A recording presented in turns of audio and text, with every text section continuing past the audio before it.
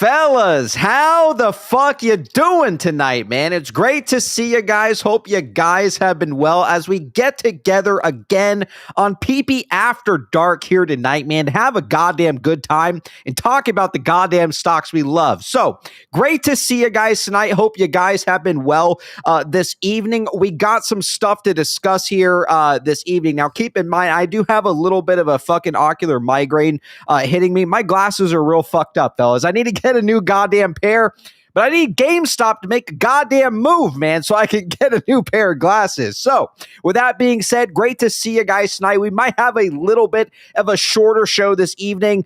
Besides that, Edwin Barnes will be joining us this evening. He wants to talk about some new developments behind Bed Bath & Beyond and this recent amendment that we saw with, I believe, Hunter or something regarding some of the Ryan Cohen stuff. So, we will be getting into that tonight. We will be looking at a couple charts as well, a couple posts here and there, and then we'll call it a night here this evening. So, with that being said, it's great to see you guys tonight. Let's get in the legality. We won't waste any more time here tonight. We'll jump straight into the show. So keep in mind, man, I am not a financial expert, nor am I a financial advisor. So please seek the avenues to do so. You're not going to find it here. A lot of this is opinion. A lot of this is speculation. A whole bunch of, man, is entertainment if you haven't guessed it already. We like getting together. We like talking about the stock, and that's really all there is to it, man. So keep that in mind. Keep in mind, any guests who come to the show, man, nobody here is a professional.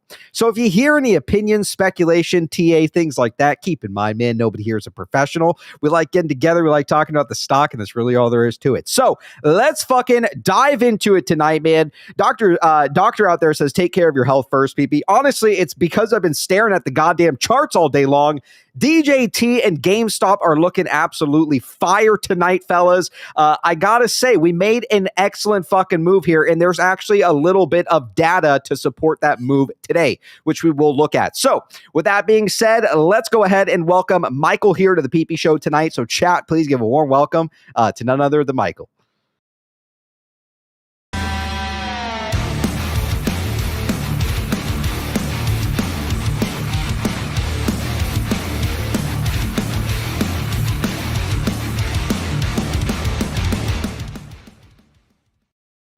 All right, Michael, how the fuck are we doing tonight, my man? Good to see you here at the PP Show.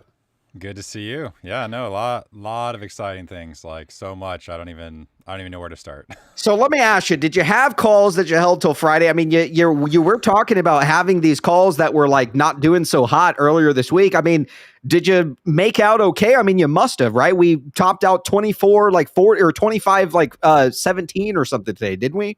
Yeah, no, it's a good start to the redemption arc of my calls. Yeah, we got to get back to it. What was it? What was the top of your calls? Like 350K? We need to get back up there. 450K. 450K. Holy fuck. 350, then almost all the way down, then 450 on the next run up. Yeah. Wow. Yep. That's a fucking rush. All right. Well, it's hard to change. Like, it's like crazy because like, why not take profits? Like, well, the same mentality that got me up there got me down. You know, I'm going to blame quite a bit of it on corruption, but yeah, like that's usually what it is. Yeah, I don't think anybody really saw the dilution coming either when that first run kind of happened. Just corruption, like even after the dilution, right? Like it's like once they did the second dilution, it just started climbing up, right? And then the tokenized shares hit, you know, and then even just recently, like it started climbing up again, right? Just because it's, you know, anyway, and just market maker, you know, crap just pulls the bottom out. All I needed it to do recently was just hit $25. I felt that's like what it did. Right today, like I needed it to do that last week or the week before or the week before that. Literally, that's any of those freaking weeks. Yeah, that's all our calls, man. Yeah, that's usually how it goes, man. Yeah. All right, cool. Well, it's good to see you here tonight. That's all right, man. I think, again, I think we'll make it back up there. Someone said that PP lives vicariously through Michael's calls. That's very much true, man. I'm rooting for Michael here and everyone else playing calls out there. So it's safer to vicariously live through my calls than do it yourself. Yeah, it's a lot better. because then it's just the loss porn. You get to enjoy that, but you don't have to take the risk. Yeah. Well said. So let's go ahead and bring in Edwin Barnes here tonight. It's been a little bit of time since we've had Edwin here at the show. So chat, please give a warm welcome to none other than Edwin Barnes.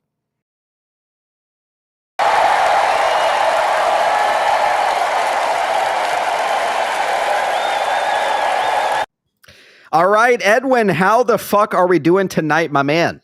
What's up, guys? How y'all doing?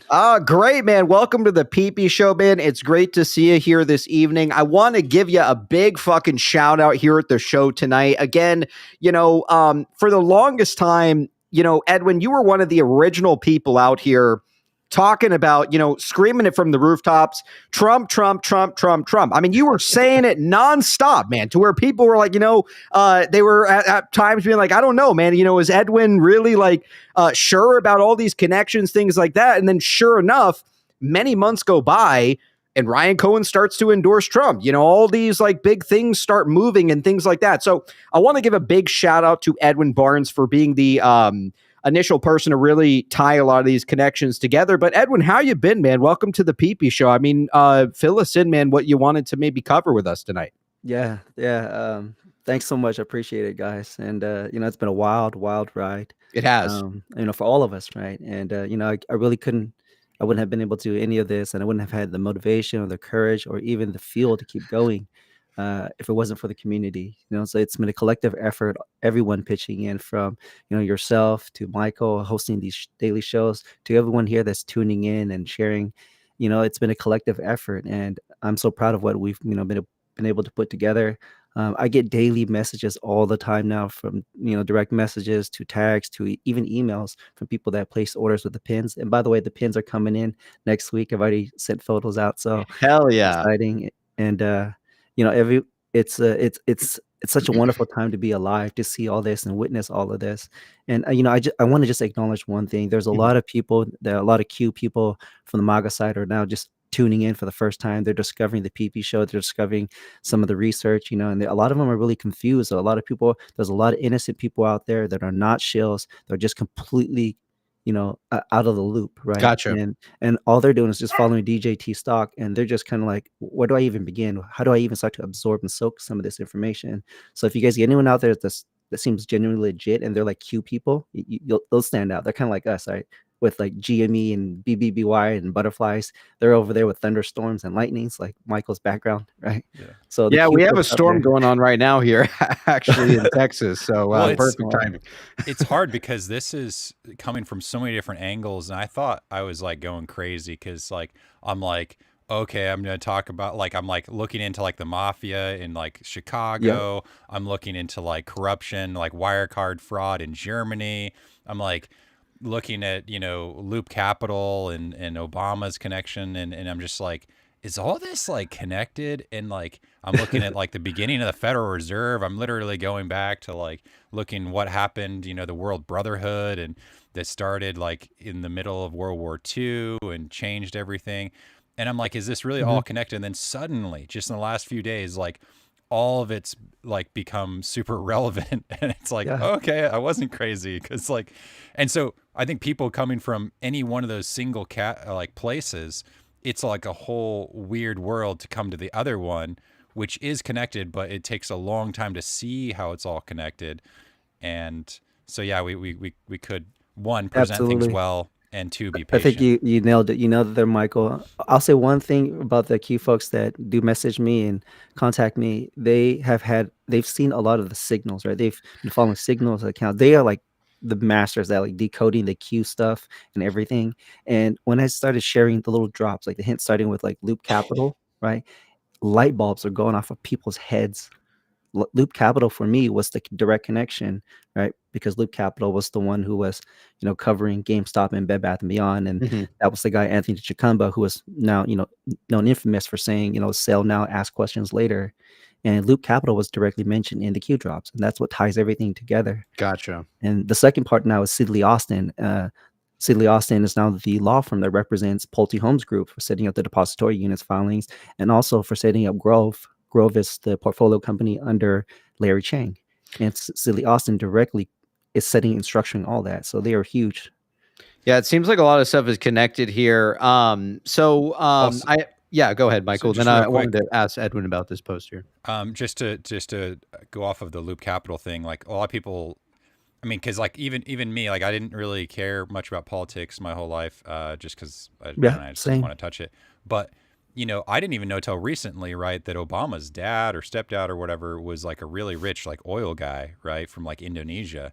And so it's like, I think when you start putting the pieces together, it makes you kind of have a better idea what's going on. And so, for example, Carl Icahn, he cut his dividend, right? I saw that today. Yeah. Yeah. And what did he do with that money instead? Is he bought a bunch of CVI, Yep. the CRV energy. Yeah. And it's like, why would he do that? And it's like, well, there's this power dynamic, and a lot of it goes through the liquid gold, which is oil. And, as they weed out all this corruption, there's going to be these energy companies that are going to fill in the gaps. And, which one might do really well? Probably the one that has Carl Icahn on board.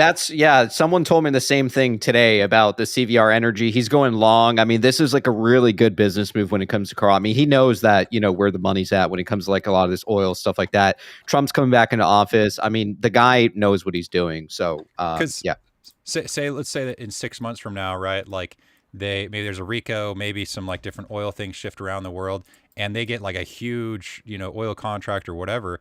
I mean, say it 4X's or whatever. Well, that's the major holding in IEP.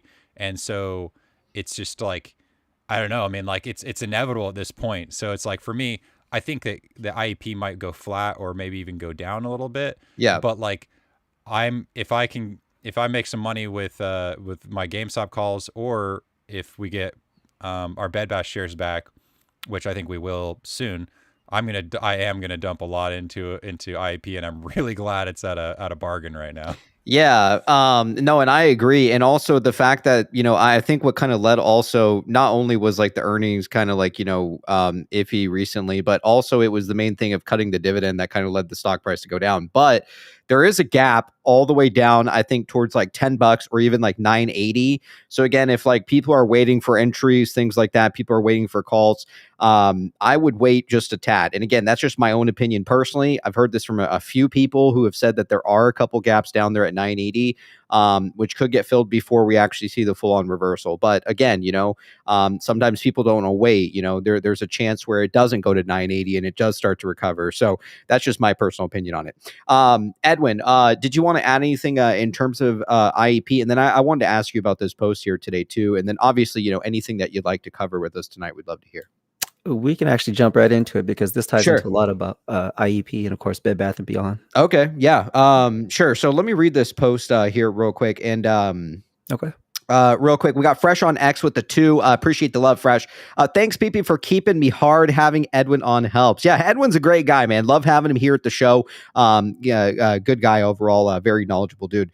Jay out there with the hard PP membership. Appreciate your support, Jay. Again, enjoy those PP emojis. So let's take a look here. So Edwin says it really is happening. Ryan Cohen and RC Ventures has filed a 13D amendment in court dockets for Bed Bath & Beyond. Entered in 11/8/2024. Teddy is TMTG, and it's about to carve out Bye Bye Baby to issue new shares. Last night, I covered this on the episode here, which is a broadcast that Edwin Barnes did here, listed, located there in that link. Chain of command for Bed Bath & Beyond. Donald Trump, Brett Icahn, on behalf of Carl, Proskauer Rose as proxy, Sixth Street as dip, and Philo, DJT controls Chapter 11. Teddy's coming home, and he's bringing Daddy's belt. He's going to do something that shorts will never forget. Jamaica. I like it, man. Fill us in a little bit, Edwin, on what we're seeing here. I'm going to add Wally Buck in here, too. Good to see you tonight, Wally. Take it away for us, Edwin. Let's hear it.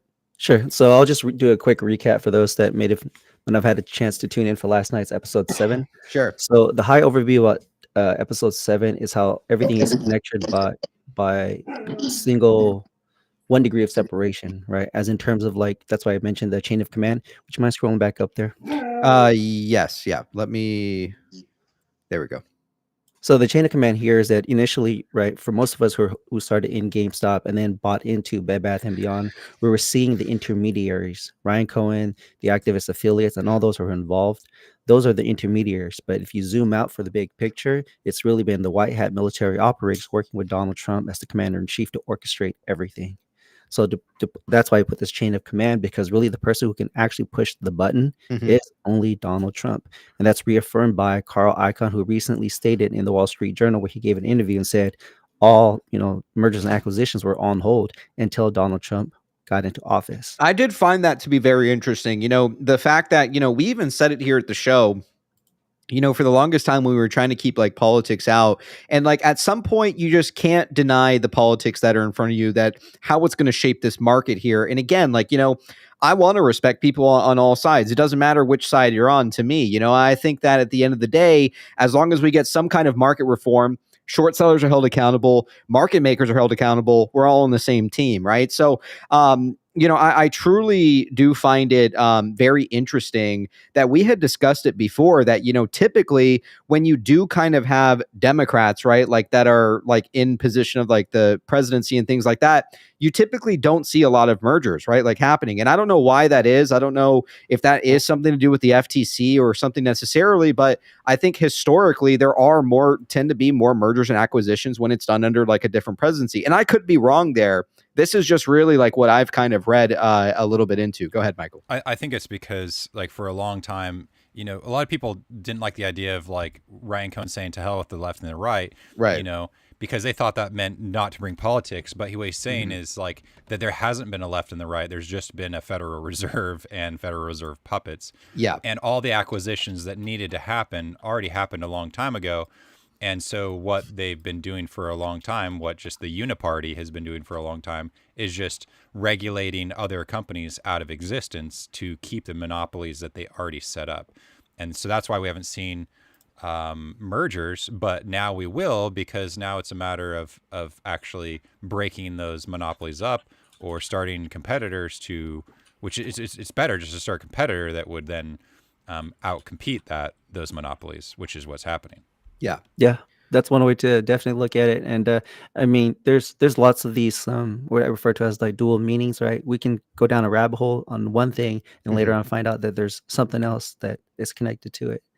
So when I started putting together these pieces, right, for all of us that started, whether it was from GameStop into Bed Bath & Beyond or both, looking at it from these viewpoints, eventually it gets to a point where it's like everyone's kind of like, well, what happens next, right?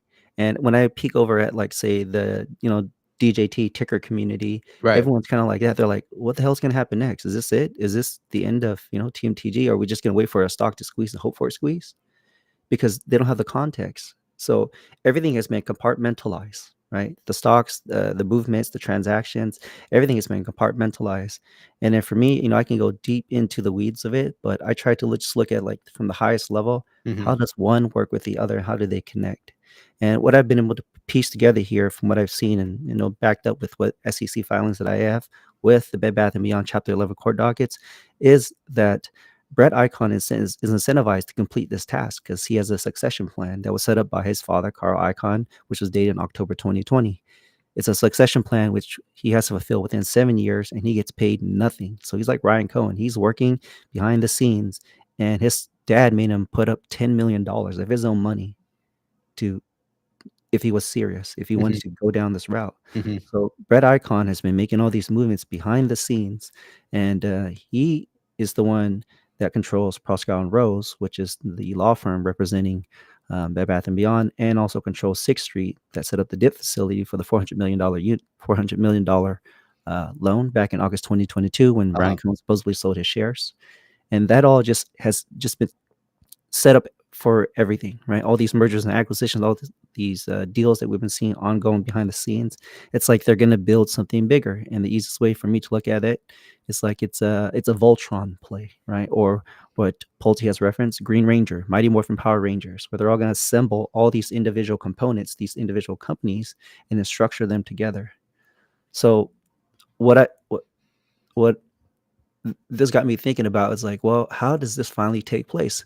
And it just goes back to Bed Bath & Beyond. No matter how many times I tried to look at it from different viewpoints, everything about this entire play, doesn't matter what stock it is. It doesn't matter if you have AMC, MMTLP, Meta Materials, right? Name your favorite stock. If it's been naked shorted into oblivion, it has a role and it has a purpose in this entire saga, and it's all anchored into Bed Bath & Beyond.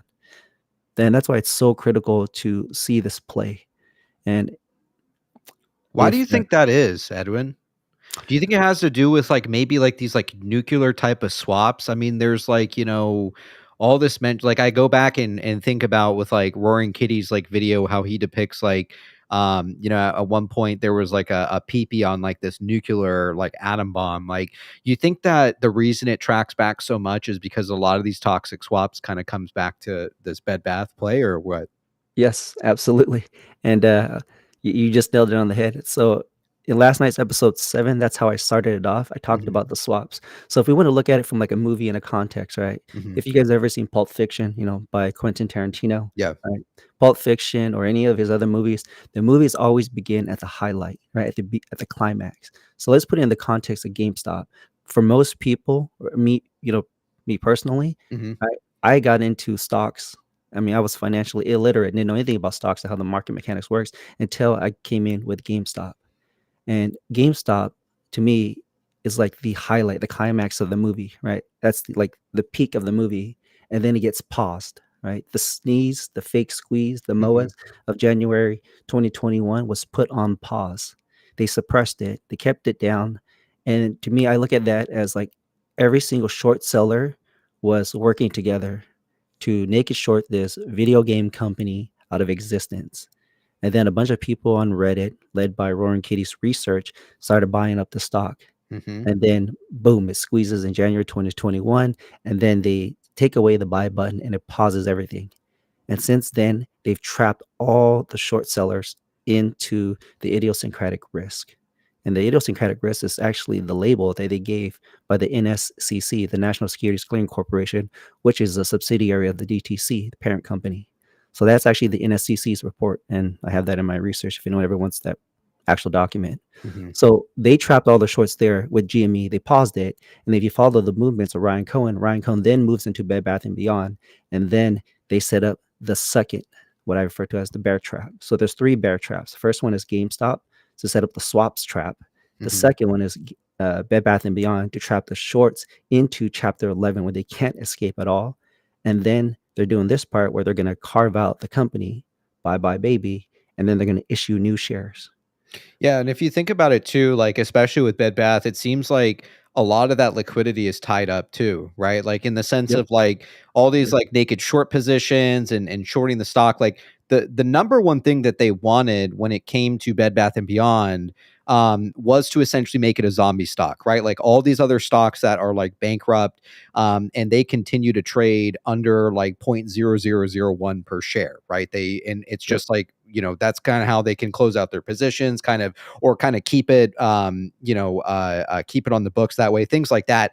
But the fact that they're kind of now locked in and they don't have access to that liquidity, I think most certainly it has hurt them to some degree, because after we see that transpire, well, the next thing that we see is a multitude of months go by, and now all of a sudden DFV is back. So now they're trying to, they've now have even more liquidity now tied up into the GME short too, on top of him returning, GameStop raising billions of dollars. So I do like kind of where you're going with this, Edwin. Yeah. So it's exactly how you framed that in that context. I mean, they trapped all the shorts with the swaps in GameStop, and then they trapped them again in Bed Bath & Beyond Chapter 11, and then they Mhm. froze it, right? Because the court order of Chapter 11 froze all the stocks, and they Right. froze transfers of everything. So they're literally stuck. Meanwhile, they have to still continue to pay that short interest. We know for a fact. Let's just look at Warren Buffett's play, right? Warren Buffett has been dumping all of Bank of America's stock, and the number one question is for people who aren't in the game, aren't in the weeds with this, they don't understand why. Well, Bank of America is the prime broker, the main bag holder for GME naked shorts. And here's the funny part. Bank of America has been selling off all of their property and assets. They even sold their corporate headquarters, meaning they're going broke from holding all those toxic swaps in those bags, right? So there's that. And when I look in the context of that, these short sellers they're just being strung along, and they have to pay the interest rate for all these naked shorts every single day. Yep. Now, if anyone wants to look at short interest, FINRA reports, whatever, right? That stuff to me doesn't really matter as much anymore, except the initial report, which was from FINRA, that showed GameStop had a 226% short interest rate back in 2021, right? So now the last third piece that I kind of see that's movement out right now, which is really relevant to this whole case, is MMTLP, Meta Materials. And George Palikaras, he's the former CEO of Metamaterials. He just issued a court docket, and that court docket lists this. It's like this securities fraud litigation team. They're called Castlewitz, Benson, and Torres. Mhm. And that law firm, they actually work with Elise Freja. And Elise Freja, she's a specialist for Ponzi tracking, and she was hired by Bed Bath & Beyond, and she works with Michael Goldberg, the plan administrator. So this Elise Freja is the key that links metamaterials, MMTLP, which is the preferred dividend, which they should have never sold. They trap the shorts in the OTC markets. So you got the swaps trap from GameStop, you have the bear trap for Chapter 11, and then you have the OTC dividend trap of metamaterials or MMTLP. This is like the death blow for them. And then right now, right, Elise Freja, she's a specialist. She's providing like information about securities and everything to the Ponzi litigation teams. So Kasowitz for MMTLP and also Ackerman Law Firm represented by Michael Goldberg. So how this all ties into it is the formula for MOAS. And what I've distilled is that the way they're going to fund and pay for MOAS, Mhm. right, the mother of all short squeezes, is through one, RICO. RICO is going to, prosecute them through the legal way. That's like the legal way to do it. And then the second part, which everyone has been following along for Diddy and Epstein, which they say they're actually going to be reading off the names, right? Mhm. There's this, what's this? Chamath just said they're going to be doing a live stream on X, reading off the list of people, celebrities, right? Mega rich, wealthy people. So you time that in, and that goes along with Executive Order 13818, and that's about serious human rights abuse, which means they're going to seize the property, wealth, and assets of everyone involved in the human child trafficking thing, Jesus. Yeah. right? Well, yeah. Wow. I mean, what a fucking absolute like. It's mind blowing, right? Like the fact that all of this stuff is kind of happening here, right? And a lot of like the RICO stuff going on, the entire board obviously being sued for a lot of this stuff. HBC kind of obviously being the wild card as well. So, no, I mean, like, I do think that something's kind of transpiring here, Edwin. I am curious about your thesis of Teddy is.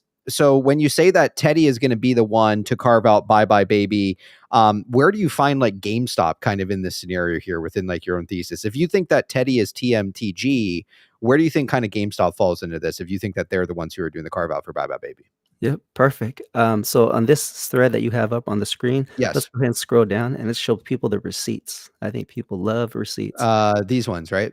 Yeah. So came from Tehundin. So shout out to him. Follow him if you guys don't. He has all the legal documents. And here I just grabbed his two screenshots and pieced them together. Mhm. This is about James A. Hunter, which is someone that Pulte has signaled to. James Hunter has been on the hunt. And he's kind of like been casting misdirect, right? Early on when James Hunter appeared, it looked like he was going after Hudson Bay Capital. I think that's all just a misdirect for them to maybe stall the courts or also accelerate things. He's kind of like the pedal for things. And right now what he's doing is Hunter's going after Ryan Cohen as lodging complaint, and then it's getting them to do an amendment on the filings of 13D. Now, a SEC Form 13D is very, very interesting because first off, you have to report that if you have a 5% or more ownership stake in a company. Mhm. Second is from Investopedia.com. If you guys look it up, a 13D filing, it also references an immediate corporate takeover transaction. That's what a 13D is about. Mhm. And if, well, everyone recalls most of Jake's, court documents and his briefings. It's about a fundamental business transaction, which is about, issuing new things. So this ties in together with the next piece. If you wouldn't mind scrolling down a little Sure. bit. Yeah. This one or That's about the 13D filing. So if you look at that, let's go this back one, to right? that Teddy photo. Oh, sorry about that. That's all There we right. go. So TMTG, the acronym here, shout outs to Girl Dad. Mm-hmm. TMTG is Teddy makes Thanksgiving great. TMTG. That's where the acronym comes from. And then the 13D, Oh, I yeah. see. So then the 13D is this special belt, right? Uh-huh. This picture, this illustration of Teddy with Thanksgiving does not exist in any Teddy.com books. This is a custom illustration requested by Ryan Cohen to be made for Twitter. Mm-hmm. Like I've scanned all his books. It doesn't exist. So everything here, this picture has lots and lots of clues. But let's scroll down further on the thread. Yes.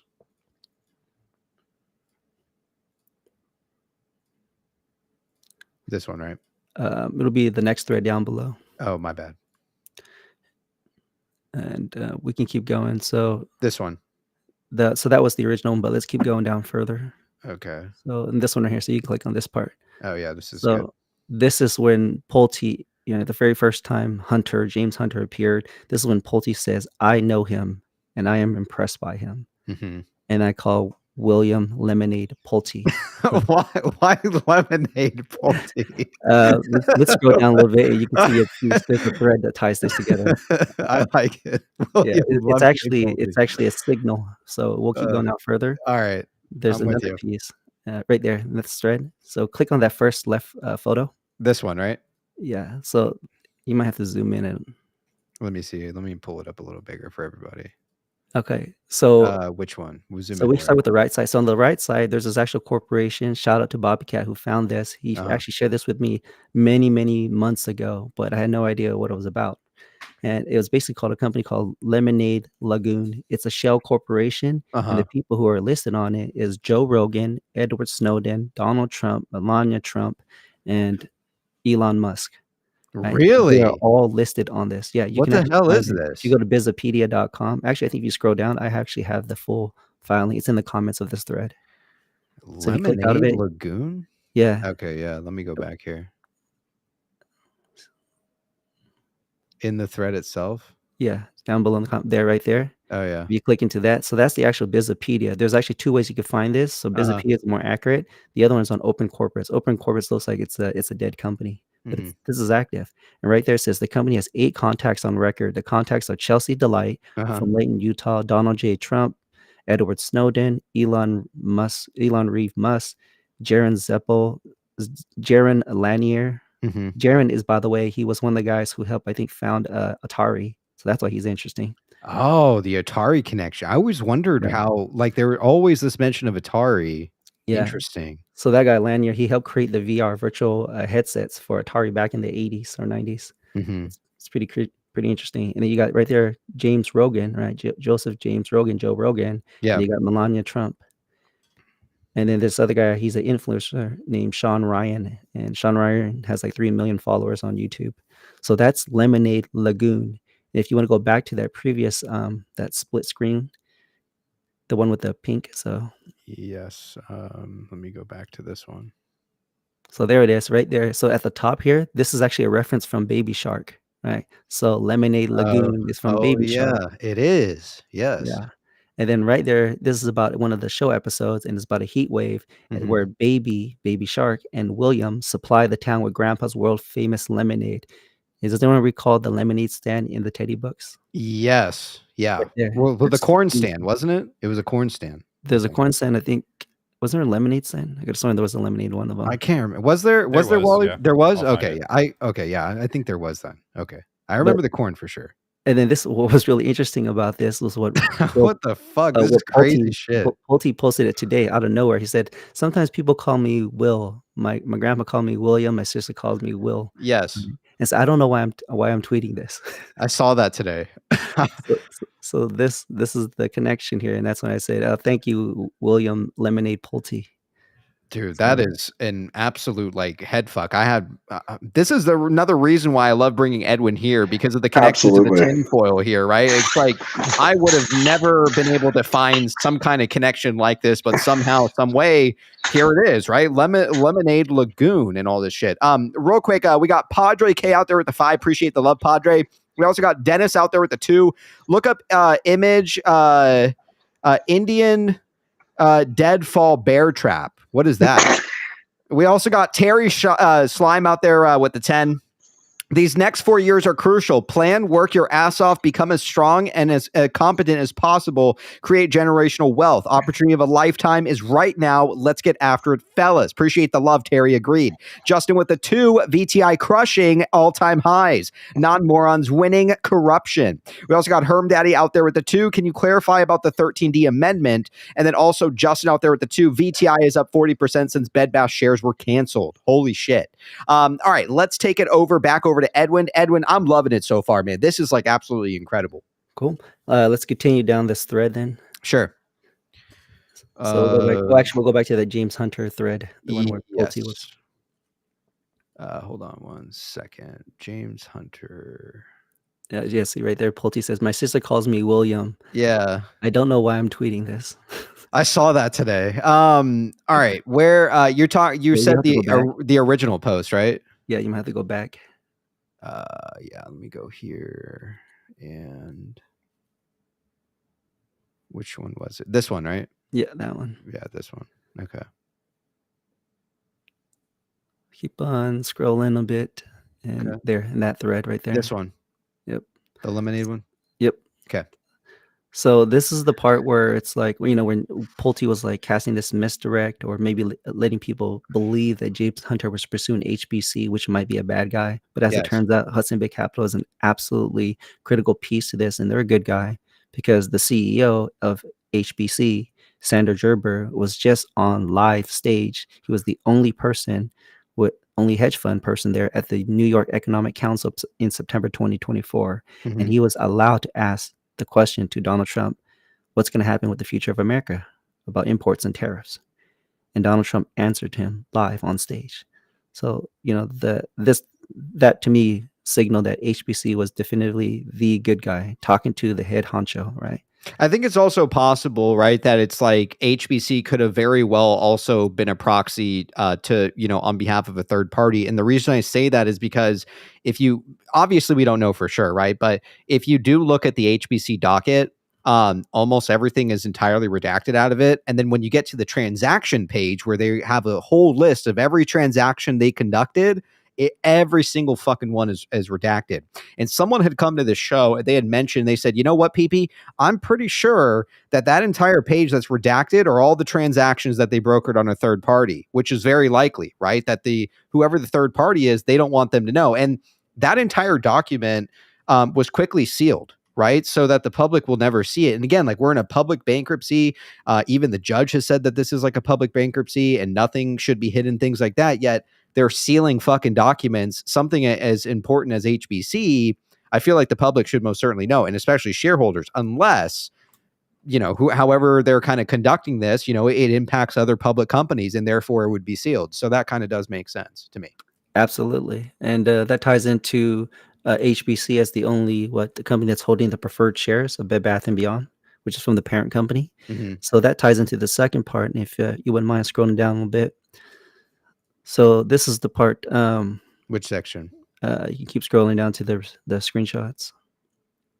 Yeah, so we can click on that for reference. Click on one of the first ones. So this is when, you know, James Hunter appeared and the court docket was released back in January of 2024 of this year. And then that's when Pulte said, I know him and I am impressed by him. So James Hunter here, I think, is, you know, he's the gas pedal helping slow down the court proceedings and also accelerate it. Mm-hmm. And right now they're doing this as a way to get the amendments, the 13D filings from Ryan Cohen and RC Ventures to get amended. And that leads it to the second part, which goes into Bye Bye Baby. Let me pull up the next one real quick. Hold on. This section right here. Yeah, so this now leads to, you know, the misdirect here where it says, looks like Hunter's been busy as predicted. And this is when Tehunden made an assumption that HBC was, you know, possibly a bad guy. And maybe it could have been, right? For whatever the context they were doing it, because they ended up dismissing the case from HBC. So that to me seemed like a signal to slow down proceedings when that occurred. And then let's go ahead and click onto the next screenshot, and this will tie into Bye Bye Baby on how the shares will be issued. Let me take a look here. This section or the next one? So this one, 13D. Oh, that one. That's about the 13D, and this is the official definition about how it's going to do an imminent corporate takeover when they update the 13D. But also, if they update the 13D, that allows them to submit and amend the plan as well. So it's multiple things that are happening. And then this last screenshot right here goes back into everything. And this really is the key to it. That's why that picture I shared about Teddy making Thanksgiving great again, or the acronym TMTG, is that they're going to do a carve out, right? How do you cut up a turkey? You carve it out. And great point. Yeah, that's a good point. Yeah. So the carve out here ties into everything else and how they're actually going to issue shares. And Ryan Cohen originally, when he wrote the letter and he was going to do the proxy, right, the proxy bid against Bed Bath & Beyond's management, Mhm. in his letter to the board, he actually uses very, very specific language, which I just finally made the connection. But here at the very, very bottom, it'll talk about the carve-out piece. Is it? Oh, There right it here. is. Yeah. So it says, subject to the carve-out granting to the DIP agent on behalf of the DIP secured parties automatically perfected security interests in and liens on all of the DIP collateral as defined in the interim order, including without limitation all property constituting cash collateral as defined in section 363A of the Bankruptcy Code, including without limitation all cash and cash equivalents and other amounts from time to time on deposit. So this is where I drew the connection that it says subject to the carve-out granting to the DIP agent. Well, who controls the DIP agent? The chain of command starts with 6th Street Partners, which Mhm. is the DIP and Philo. And then it's controlled by Proskauer and Rose, and then controlled by Brett Icahn, acting on behalf of his father, Carl Icahn, due to the succession plan laid out in Icahn Enterprises. And then finally, zooming out further, is that it's Donald Trump that will make this decision. And then there's a second thread on this second piece that ties it. It keeps going with it. So that right there is the actual docket. So if you want to scroll down, that right there, it's the This one? actual, the amendment piece. And this is from, shout out to Citizen Sleuth paid for this off of Pacer, and then he downloaded it. This to me seems like a bogus claim. This ties into the, if those that recall, Ryan Cohen, right? If he sold any of his shares, Bed Bath & Beyond shares back in August 2022, he wouldn't even be able to profit off of it. And in the first line here, James A. Hunter is going after Ryan Cohen for $47 million of profit. Just happens to be 47, right? So it's a meme and a signal here. And for those that recall, right, the short swing rule, he wasn't ever going to be able to profit off of it. So it's kind of like a bogus claim. And once again, this to me seems like another signal, just like the HBC, bogus claim. It's going to be dismissed. But in between this, they're going to be able to slip things in. And that's how I'm looking at it in this context. So if you want to zoom out, or scroll down. I'm not sure how your screen works on this.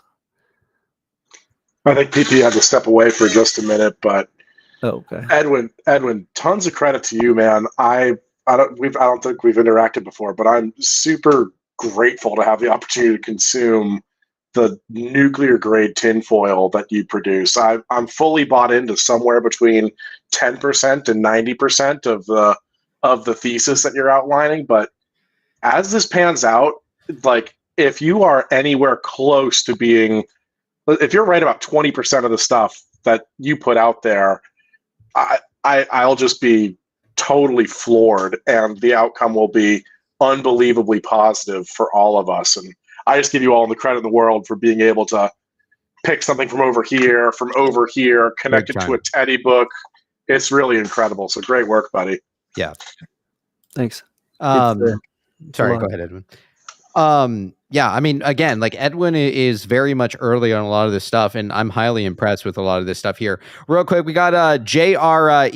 Ewing with us. What's going on, J.R.? Let's hear it tonight, my man. Dude, it's J.R. Ewing from Dallas. Ewing, my bad. Yeah. Ewing. J.R. Ewing. That's right. Yes, hey, Ewing. So a couple of things, Edwin. What's going on? I'm going to say your DD is awesome. Your tinfoil is awesome. And Edwin, you don't realize this, but you're the reason I have kind of been following along with this. You pulled a quote that I put on Reddit and posted it and tagged me. And then I started following you and started reading through. So credit to you for all the tinfoil you've done. But I want to provide a counter argument to what you just said about the filing today. Okay. So go back to that screenshot that had the dates and the amendments and that kind of stuff. Sorry, you're talking to me, JR? Yeah. Which one? This one, or it was the first one that had the court dates from Pacer. Yes. Right there. You just that one right there. You got it. That light blue one. This one right here, right? Yep, that one this right is the one there. from today. Sure. Yeah. Okay. So if you look at the dates of those 13 Ds, the first one I believe is March 7th, correct? Exhibit A or Exhibit B. That 13D, hold on, I can pull it up. Oh yeah, just FYI, JR, is whenever you pull it up on your end, we can't hear you in here. It's like some kind of weird. All right, so that first one there is Yeah. Ryan Cohen's initial buy-in. That's his initial buy-in to Bed Bath & Beyond, where he bought the 9,400,100 shares. Yes. Okay, then it was amended, I think March 25th. The amendment to that 13D basically said at the bottom, if you look at it, it basically said, okay, you know, now that I've bought these shares, I've talked to the board, and now I'm able to place 3 board members. That's why they filed the amendment to the 13D, because things had changed and they needed to put the public on notice. Okay, so that's what that amendment was for. The next one, I believe, was August, correct? So if you pull up that SEC document, that 13D, that amendment, the difference between that amendment and the original filing is, if you look closely, the original filing had 9.8% ownership.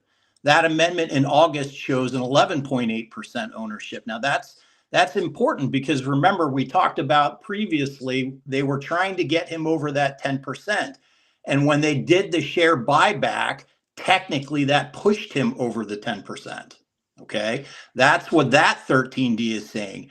And then the final 13D, I think like a day later, is where he sold his shares. And so he had to report that he had 0 shares at that point.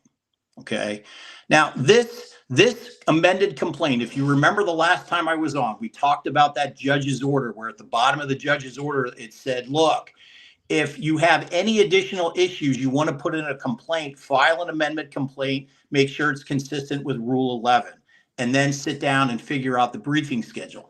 That's what this complaint is. It's an amended complaint to the original complaint that was filed under 16B, claiming that Ryan Cohen profited with $47 million when he sold his shares.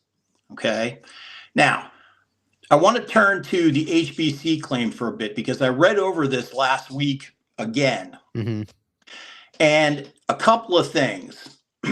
First and foremost, do you remember, and you guys have talked about this, and I'm quoting you guys because I can't keep up with the bankruptcy documents. There's just far too many of them for me to even dive into to get a good grasp.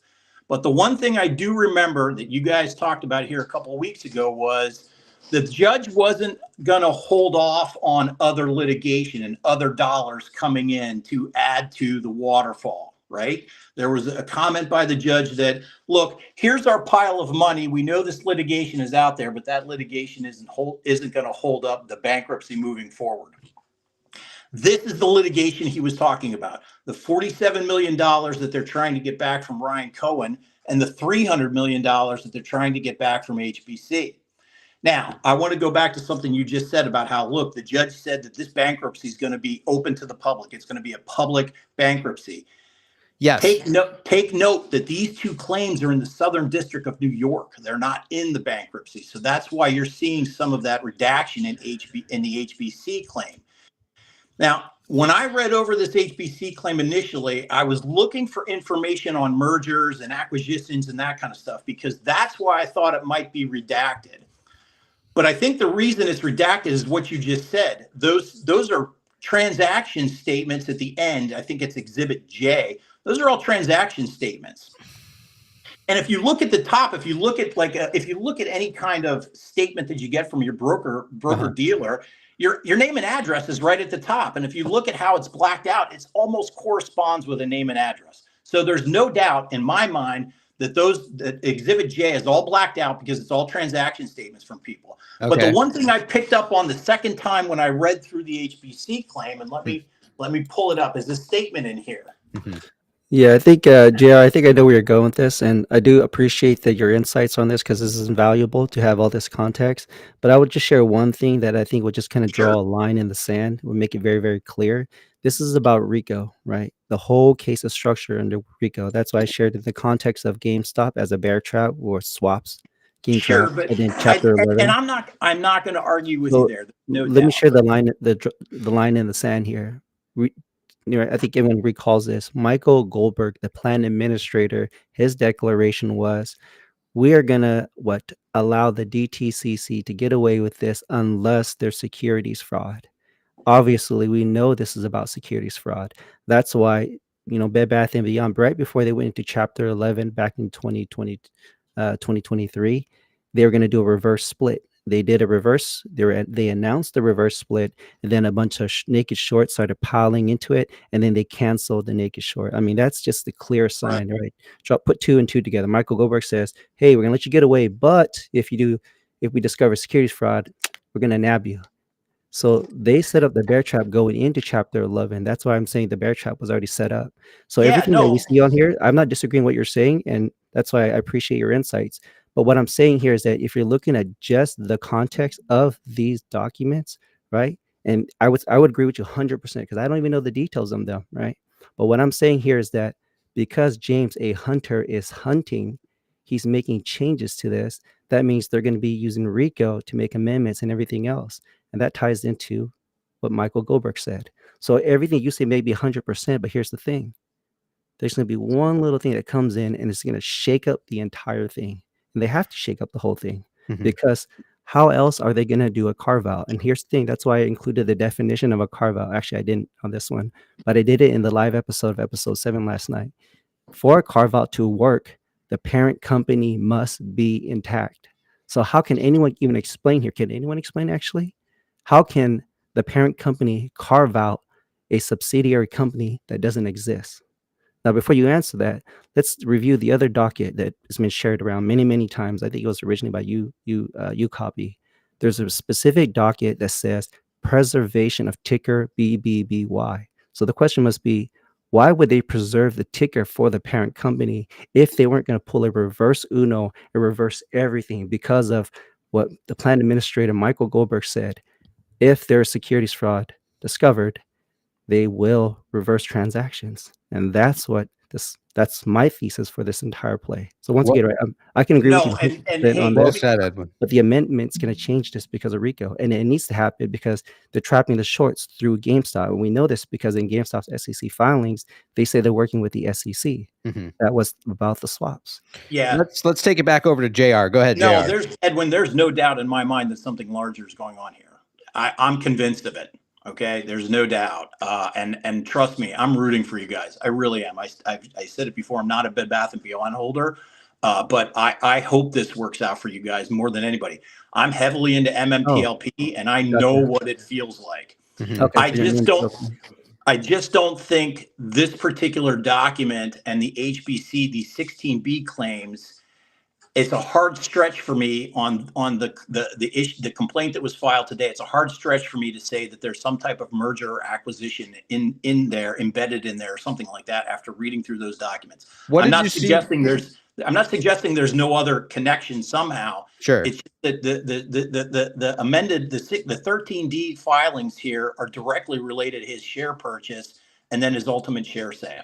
What were you going to mention that caught your attention the second time that you were reading that document? So the HB, so here's what caught my attention the second time in the HBC. And if you look at page 16 of the complaint, it's line 84. It says a meme stock may be loosely defined as publicly traded stock with high retail speculative interest, et cetera, et cetera, et cetera. So I'm going to use a little tinfoil here, and you guys can laugh at me when I say this. But the reason I think this document is redacted is because these guys in court know that you guys are all out here reading over this shit every single day.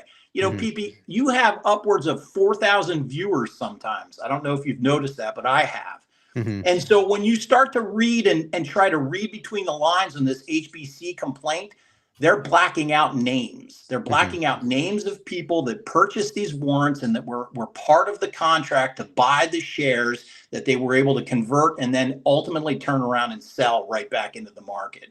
I don't know. I'm not making a claim that HBC is good or bad. I don't know. But they represented people that were part of this deal that were buying Bed Bath & Beyond stocks and then turning them around and selling them because they were able to buy them below what was on the market right now or at the time. But a big chunk of them were converted in bankruptcy, and all the 5%, 4.5% shareholders or greater couldn't sell. They were frozen. So there's a bunch of conversions that happened that couldn't have sold, and there's a transfer of beneficial ownership and stuff. So I mean, that could be true on that end, just as far as HBC, but specifically the one where there's a whole docket about a beneficial transfer of ownership. It was on like day one court hearing stuff. I mean, that one they couldn't have sold because there was enough shares to where they would have been frozen. Yeah, no, I'm not doubting you. I'm just saying that that's why I think this is blacked out, because there's another comment in here, and I don't remember where it's at, where it talks about, look, people that have been involved with Mimi stocks and these types of transactions have been under heavily publicly scrutinized. And so as I started thinking about this last week, I thought to myself, holy shit, they're blacking this out because there's names and they know everybody's watching it. They know everybody has access to it. They know you guys are all out here taking a deep dive and a deep look. And let's be honest, Edwin, and Edwin would be the first to agree with me here. If there's a name in here, you guys are on it, right? That's why I think it's maybe on behalf of a third party potentially. Oh, but it absolutely is. It Yeah. absolutely is. So real quick, I know Edwin only has about 5 minutes or so left. JR, is there anything else that you want to add? And then I'm going to let Ann and Sarah add. You guys talk. Edwin, thank you again so much for pulling me into this. I'm on the what's the ninth, seventh heaven. That's where I'm at. I love this kind of stuff. Yeah. Cool. Excellent. Thanks, guys. All right. Take care, JR. Chat. Let's get some love for JR on his way out. Appreciate you, man. Ann, Sarah, real quick. Let's hear it, man. We're going to get back to Edwin here. He only has about 5 minutes left. I do want him to be able to finish his thoughts here this evening. So, Ann, Sarah, let's hear it tonight, my man. Hey, can you guys hear me okay? Yes. Okay, yeah, I just want to say I'm glad to see Edwin on the show after I suggested you guys get back on here, because as you can clearly tell, he knows his stuff. He's been doing all this work for the greater part of a year. I've been paying very close attention to it. So, I mean, all this this political stuff and everything, thanks to Edwin, I was a little bit ahead of the game. And I just wanted to give a shout out to Edwin. Like, bro, you are an absolute champion. And hopefully, I don't know how you want to go about it, but you just put out the word of how you want to get financially supported so you can show up to Pulte's event at on December 7th. Because if anyone should be there, it's you. Because I think you figured this whole thing out, and you absolutely deserve to be there, assuming you want to be, right? I think all of us will I'll absolutely help you out by then. Appreciate it. Thank you, guys. I hope so. I hope we're all able to afford it easily. Excellent. But just in case, All right. Well, take care, and appreciate having you here. Yeah, appreciate you guys. I'll be listening. But yep, take care. I'll talk to you soon. See you, buddy. All right, let's take it back over to Edwin. He doesn't have a whole lot of time left here tonight. Edwin, let's hear it, man. And is there anything else that you maybe would like me to pull up this evening here? Yeah, let's scroll down to the next thread, and this will tie in exactly with the piece and the missing piece that everyone needs to see. So let's start with this one. It goes, I think it's that one right there. So in plain sight? Yep, in plain sight. So you can actually read this. Okay. This is from Ryan Cohen's letter to Bed Bath & Beyond board. And if you right there, it says, it explicitly states at the top. So I copied that directly word from word from the SEC filing. Oh. And at the very top, the language here, right, we've heard it many times from Ryan Cohen, especially in his GME DD live interview with that Fonicelli guy, where it says details matter. Here it says, in the event Bed Bath pursued a full or partial sale of Baby, it could position itself to pay off debt, put cash on the balance sheet, and continue reducing its share count. And then the third part of this is spinning off shares of Baby. Now, what's interesting here is that Bed Bath, Ryan Cohen split the words up. And this ties into what Marcus Lemonis signaled, where Marcus Lemonis said BBB, and he says, just for clarity's sake, I'm not referencing a ticker, but BBB is Bed Bath and Baby is Baby.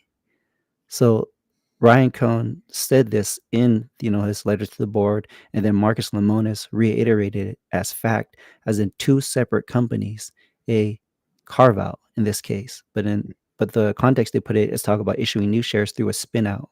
Now, a spin out is really different from a carve out, because a carve out allows the parent company to maintain ownership of the divestiture, the subsidiary company that they split off, and they cap it at 20%, which goes in line with what you just said about HBC. They froze the shares back, when Bed Bath & Beyond went to Chapter 11, because they were concerned how the shares could push certain people over. So if you want to think about it in the context of that, 20% of Bye Bye Baby can be carved out and they issued in new shares. And then 20% outside investors, as an HBC, Hudson Bay Capital, coming in. And Hudson Bay Capital is absolutely key because they are the anchor investor in not only Bed Bath & Beyond, but also DJT. Before DJT became the corporation, it was a SPAC shell company that was known as Digital World Acquisition Company. So Hudson Bay Capital is the vehicle that moved the money from TMTG directly into Bed Bath & Beyond that allowed Donald Trump to then become an investor through the series. Now, we don't know this definitively, right? Because this is contained in a document called the Dealer Manager Agreement. Now, I found out that DMA, the Dealer Manager Agreement, is tied to El Salvador.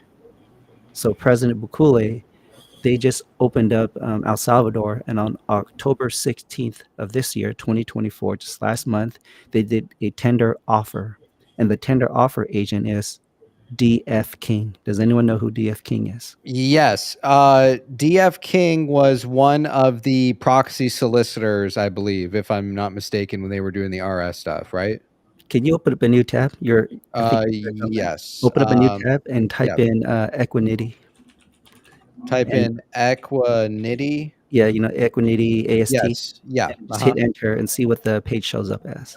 Um, And if you get the about page, what if I can help you find it?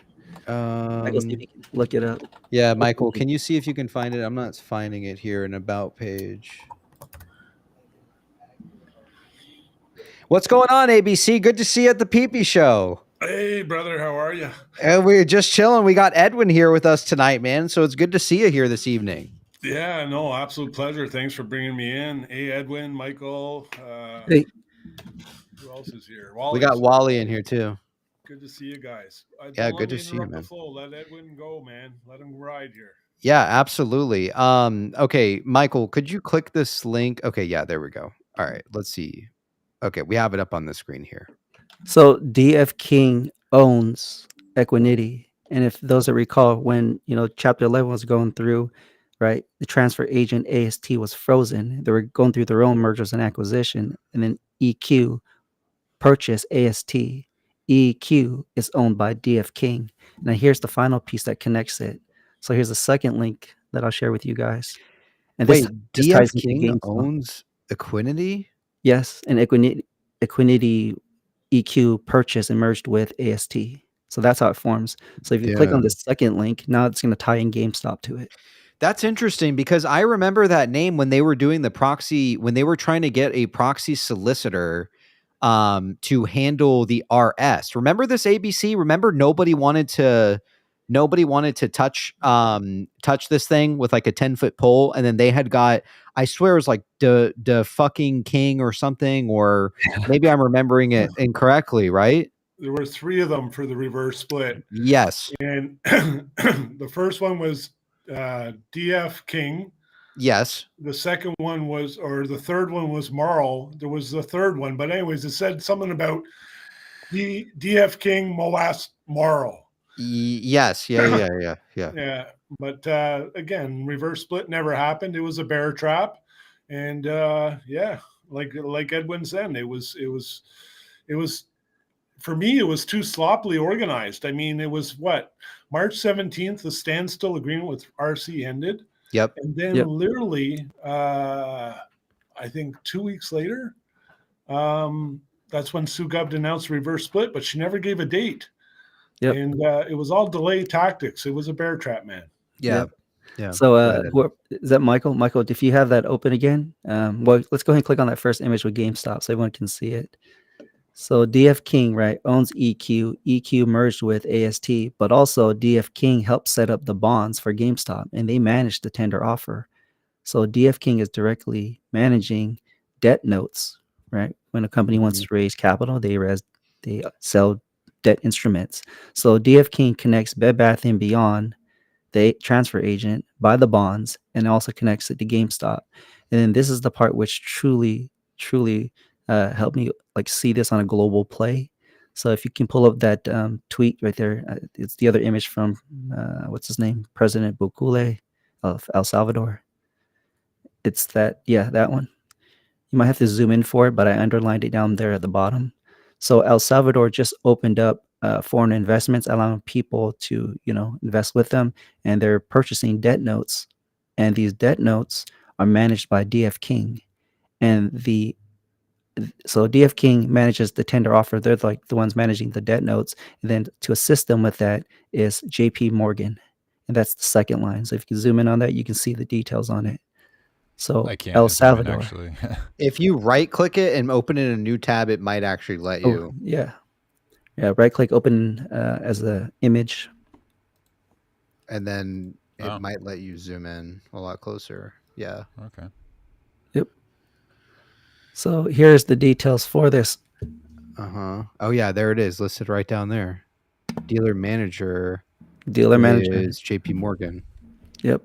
Now JP Morgan, as we know, right, it was involved with the ABL, the asset-backed loan, for tying down Bed Bath & Beyond and preventing Bye Bye Baby from being carved out, spun off because of the covenants, which brought in Jake Freeman, which was trying to shake up and take the company over from Ryan Cohen.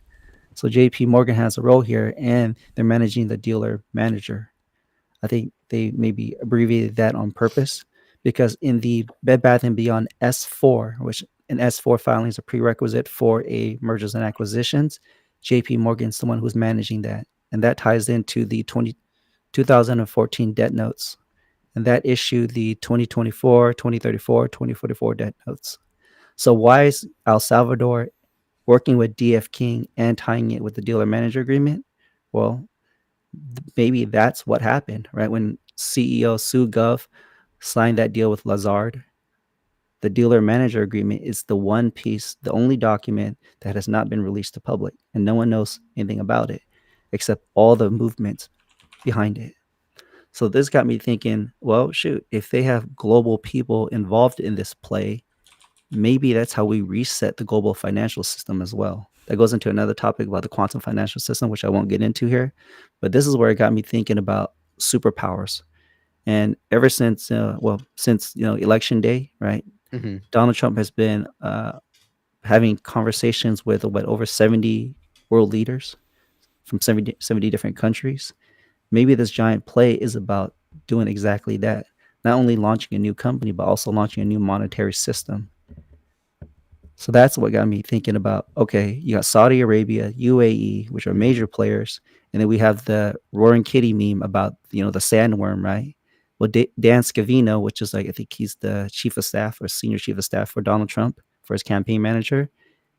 Dan Scavino posted a video of Metallica, Enter the Sandman. Yes. So if we got the Sandman, maybe that's the reference to the Saudis, right?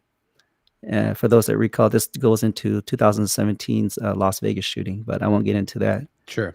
I mean, just real quick, that is what the book Dune was about, was all the oil from Saudi Arabia and whatnot. So that was the spice or whatever they were trying to extract. So, yeah. Yeah, that's the meme that he used as well. Yeah.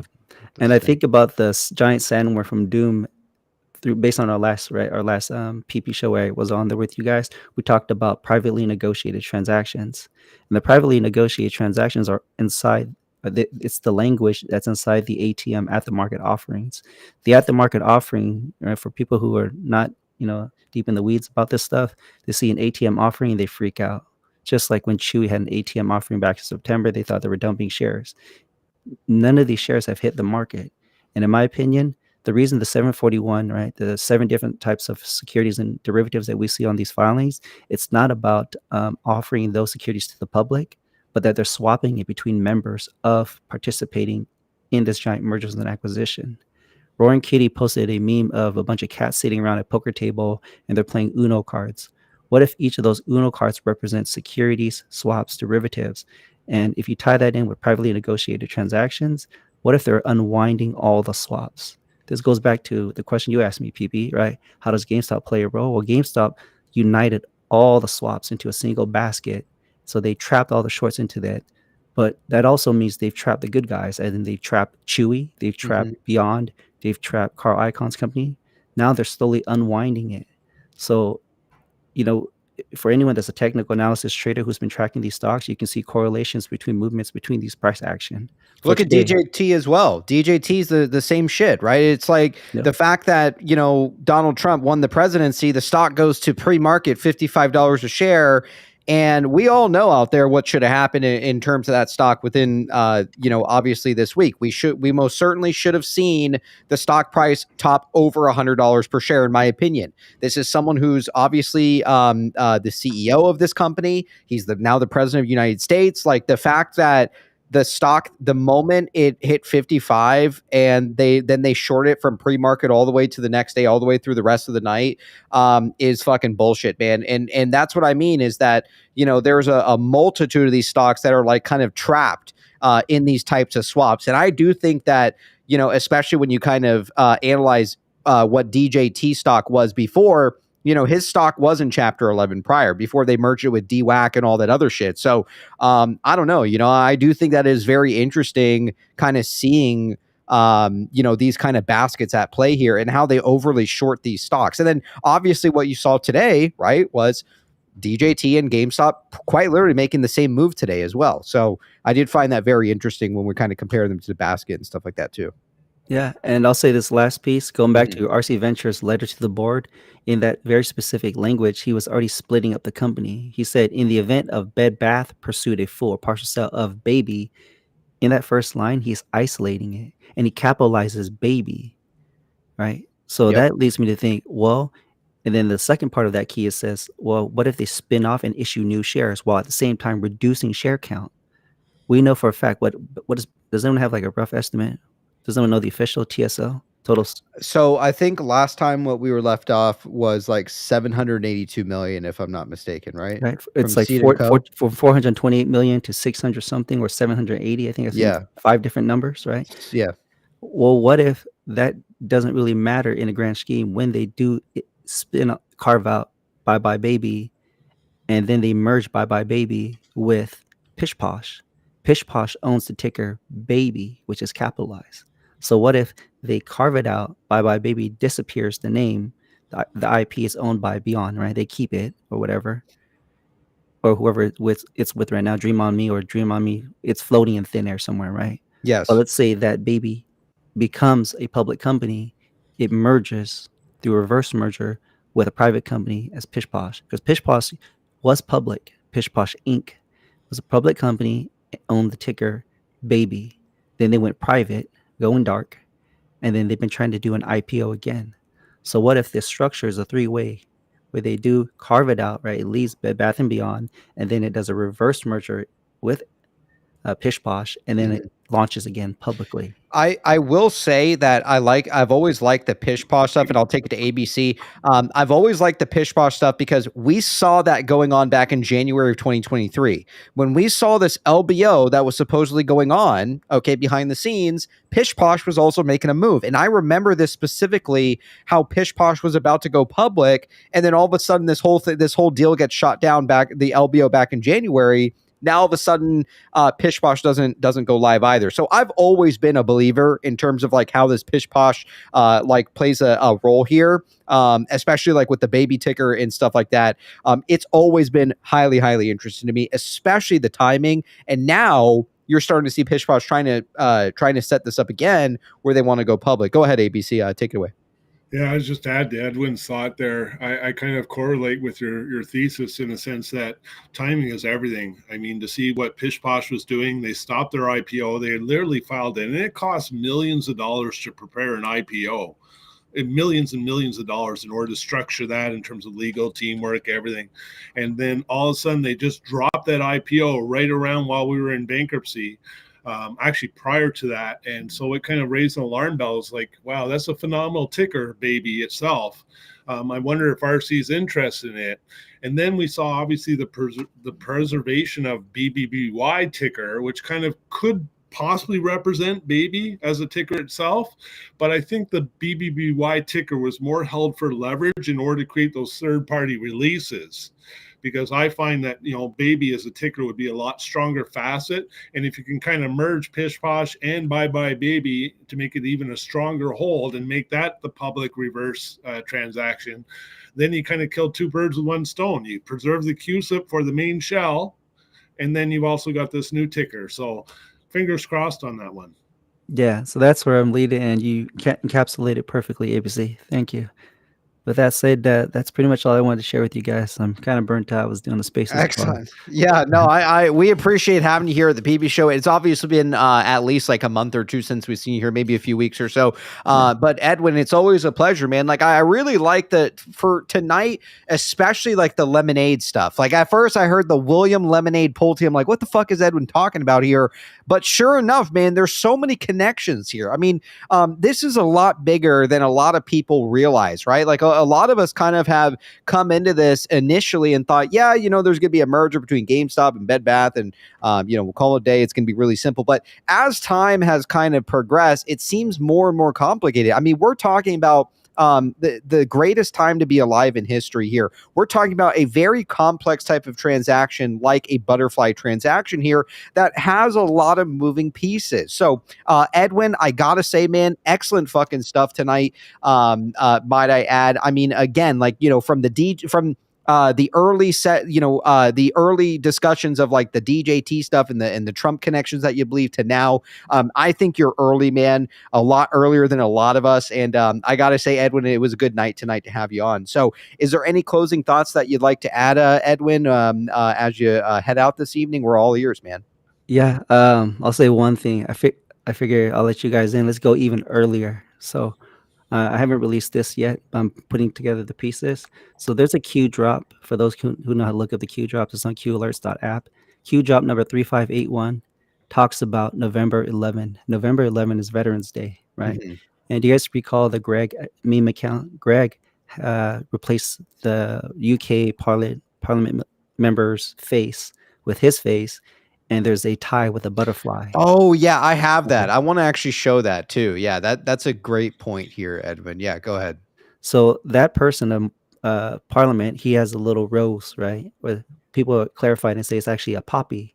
So the poppy is about Remembrance Day for the UK, and it was ties back into the First World War. The theme about the First World War was, you know, the creation of the central bank. So let's just say that if 11/11 rolls around, we might see some signals towards RICO. And the reason I mention this is because in Q job 3581, it's Q specifically talking about a certain person who is a federal prosecutor. His name is Durham, who went after the Gambino crime family. And how did they shut down the mafia? With RICO on 11/11. I like it. Holy shit. That's some good stuff, Edwin. Might I add? Excellent. All right, cool. Well, Edwin, anything else you'd like to add, my friend, on the way out? If not, we appreciate having you here at the PP Show. And chat, let's get some love for Edwin on his way out. Thanks so much, guys. Have a good night. Take care, man. See ya. Wow. Edwin coming in here swinging, man, in my opinion. An excellent fucking guy, man. Great fucking tinfoil when it comes to a lot of this stuff, too. I'll take it over here in just a moment to Kinky. I know Kinky wants to cover some stuff. This was very bizarre when I did see this, might I add. I mean, again, like it is tinfoil. The craziest thing about this Greg character is RC always tends to reply to him, right? No matter what, he's always replying to Mr. Greg. No one really knows who the fuck Greg is, right? Someone had thrown the idea that possibly Greg could be Mr. Brett Icon. I don't know, but it totally fucked me up a little bit thinking about it. I'm like, you know what? It could be, man. You know, the fact that, and then couple in like this weird shit with like butterflies again. Obviously, you know, you can see here it does kind of, I think Edwin was saying maybe this was like a poppy seed or something like that. I don't know if that is true. It is kind of hard to see here, but it does look like a rose to me. And someone had mentioned maybe Proskauer rose behind this. I don't know. Biggest question is who the fuck is Greg, obviously. I think he's Elon. AI. Elon or AI? I think he's AI. Okay.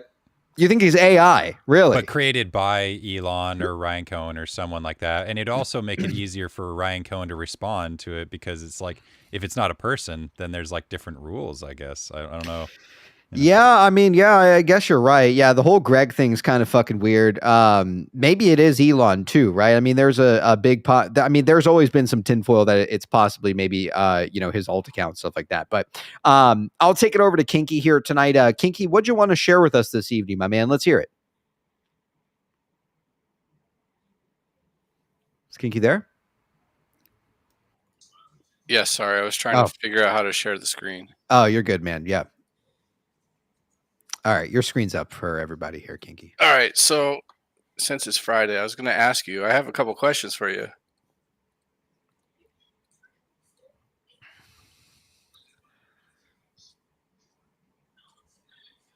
How long have you known DFV? Who? Right here. How long have I known him? I don't know him. Yeah, see, this is a 2020 post from Rory and Kitty, and that's you right there. That is not me, man. No way. Yeah. And then his No other way. post right here. That is not Look, me. there's PP right there. Maybe if I got like reconstructional, like facial surgery or something, maybe. It does kind of look like me. I will say it is kind of weird. Yeah, it is a little bit weird, but it's not me. 4 years. You got to get to work on that goatee, PP. Is that PP in all caps? No, I don't know DFE, but I'd love to meet him one day. I'd love to have a fucking beer with the guy. Because you weren't even making memes at that point, right?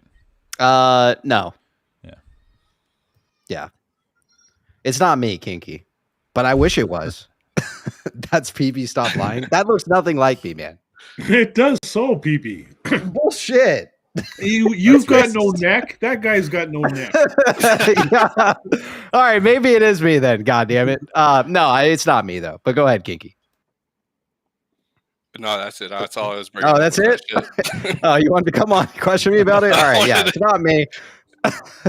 No, it's not me. Unfortunately, plant PP sweating his balls. No, it's not me, man. I'm telling you.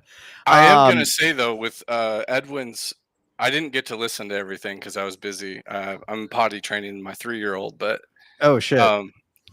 I was. I'll read his stuff later, but I was thinking about when he was talking about Donald Trump and stuff, and I watched his speech at the end, and he was talking about how we're going into like a golden era. Yes. And then he kept preaching about how we have more oil reserves than Saudi Arabia or something he was talking about, and that what like tapping into that coming forward. And I was thinking about like, you know how everybody talks about the SPY like correcting or crashing or our market's overvalued.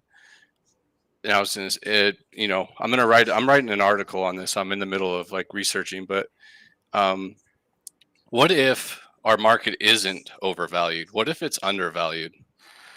What if that we've been led to believe that everything has been inflated and overvalued, but in reality, they've been just siphoning money by, you know, selling us naked shares and everything forever and siphoning that money out of the market into their pockets. And then he goes into the administration, holds them accountable, and then all that money comes flowing back into the market. And we just get an absolute rip in the entire economy and the market, and it just keeps going.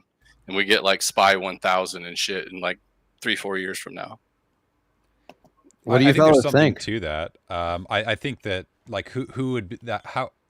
What would be the chain of that money coming back? Like, is it going to go through people's retirements? Like, is the government going to be the ones buying the stocks? Like, I think I don't know. I don't know what the market's going to do. I think it could do either way. So I mean, I'm not personally betting on the market going up or down. I mean, I'm suspicious of Facebook and Nvidia, which both have securities lawsuits against them, which that might, you know, bring them down depending on how big they are. I think they're actually pretty big due to, you know, for example, cooking the books, the core weave, like that's pretty big thing. And then I don't know. So I mean, I could see, I get what you mean. I think that how we see money is going to change once we start actually producing our own oil.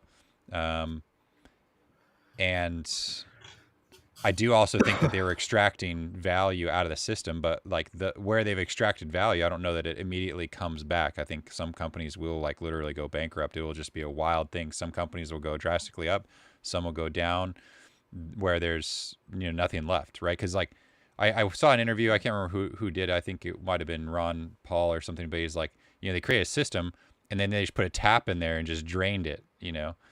Actually, maybe it was Patrick Burns, but yeah, I don't know. I think it's going to be wild, and that's why, you know, I'm most confident in what GameStop's going to do, just because they have a bunch of cash, And so in that, when some companies go bankrupt, he'll be able to scoop up some, but I think some will still have room to grow from here.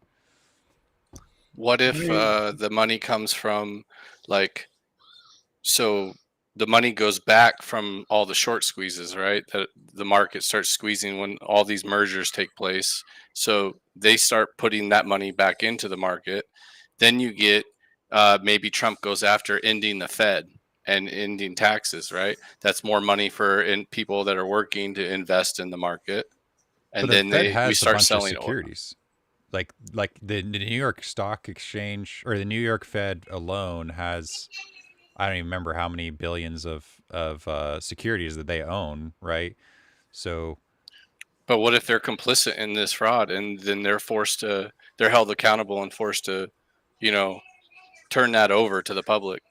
I think a lot of things are changing. For example, like, all these agencies are doing, if they're the ones doing the RICO, or the Department of Justice doing the RICO,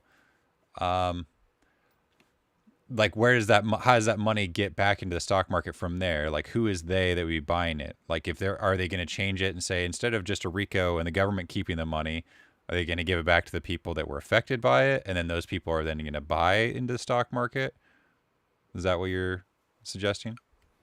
I mean, I'm not really sure exactly how it'll go down, but my main thinking is that all we've heard about is we've had a narrative pushed, and I always think about narratives being pushed through the media and through talk shows and stuff, and it's always been about we're overvalued and the market's overvalued and it's a bubble, it's a bubble, it's a bubble.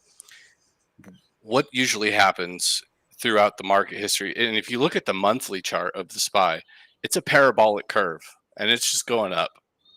And so I feel like that whatever they're going to do, I mean, how do you have a golden age coming forward if the market is coming down? Well, but the market isn't what makes like the country great, right? Like, what makes the country great is products, not like financial engineering products. And so all of a sudden, when all the investment of our country goes into actually producing crap instead of just like financially rigging weird instruments to steal money, right? Then we're going to have a lot more stuff. So I think that there's like all these, I don't know, just money is going into agencies to regulate things that make it harder on, everyone that's actually producing stuff. I mean, like, I don't even know what percentage, probably like 25% of people at the end of the day produce something that actually makes the world better. Everyone else either doesn't actually produce anything or makes it harder on the people who are producing things. And so if that's changed, where half, three quarters, or 90 or 100% are actually doing something that at the end of the day helps people, I mean, that's gonna have wild, amazing effects on the entire world. But as I see it right now, I mean, and that's the thing. You can look at Twitter as an example, right? He comes in, he fires 80%, and somehow now it produces way more. That's how I think the golden era comes. But Twitter went through a rough patch, and so I don't know that we can avoid that dip, because people will get margin called. I mean, all these assets sold not yet repurchased, right? I mean, they're gonna how are they gonna get those, right? They have to margin call them. That means all that stuff gets dumped on the market. And in my opinion, yeah, there's going to be people who are going to be benefiting. I mean, geez, everyone who had call options on Tesla is probably mega rich right now. I really wanted to buy in too. But like, I don't know, I just think that there's going to be this wealth transfer to all the people that see what's coming, and they're going to buy the dip. But I think there will be a dip. It might be a flash crash and then it comes right back. But it has to kind of correct. I just feel like DFV's just up is not just strictly GameStop. I think it's everything. I think everything's just up from here. What about super microcomputers, right? Do you think that's just up? So, you mean, is that a company? Is that a ticker? I'm pretty sure they're about to go get delisted, are they not? Right. Yeah. So it's like, so they were, man, I mean, that was one that I think, what's her name? The corrupt California senator. like blanking on her Pelosi. name. Pelosi. There we go. That's the one that she was buying call options on, right? And now it's suddenly getting delisted. I mean, that thing was pumping like crazy for the last like 4 years, and now they're getting delisted. So, I mean, I agree with you. I agree with you that there is going to be a lot of companies that are going to go up, and just money has been leaking out of the system in a lot of ways. I mean, a lot of it's been going overseas, and I mean, by the billions and billions, like not just Ukraine and Israel, like everywhere. And you have the World Bank can just print money. You have the IMF can essentially just print money. Like everyone can just print money, and they're doing it like drunken sailors. So I think value, like just stopping inflation, is going to pull up everything. But I just think that there will be some companies like Supermicro Computers that the fraud will take them down, and there's a lot of those. It's going to get exposed big time. Kinky, well, if there's anything else that you want to add, I mean, you're more than welcome to sit in with us if you like to. It's up to you tonight. We got a couple more posts we're going to take a look at, and then we'll probably we'll call it a night, maybe about 20 or 30 minutes. I got a little bit of a headache. I had an ocular migraine earlier. Now the headache's kind of hitting me kind of hard. Kinky, anything else you want to add tonight, my man? Before I go, I just wanted to hear what ABC had to say. We were kind of cutting them off.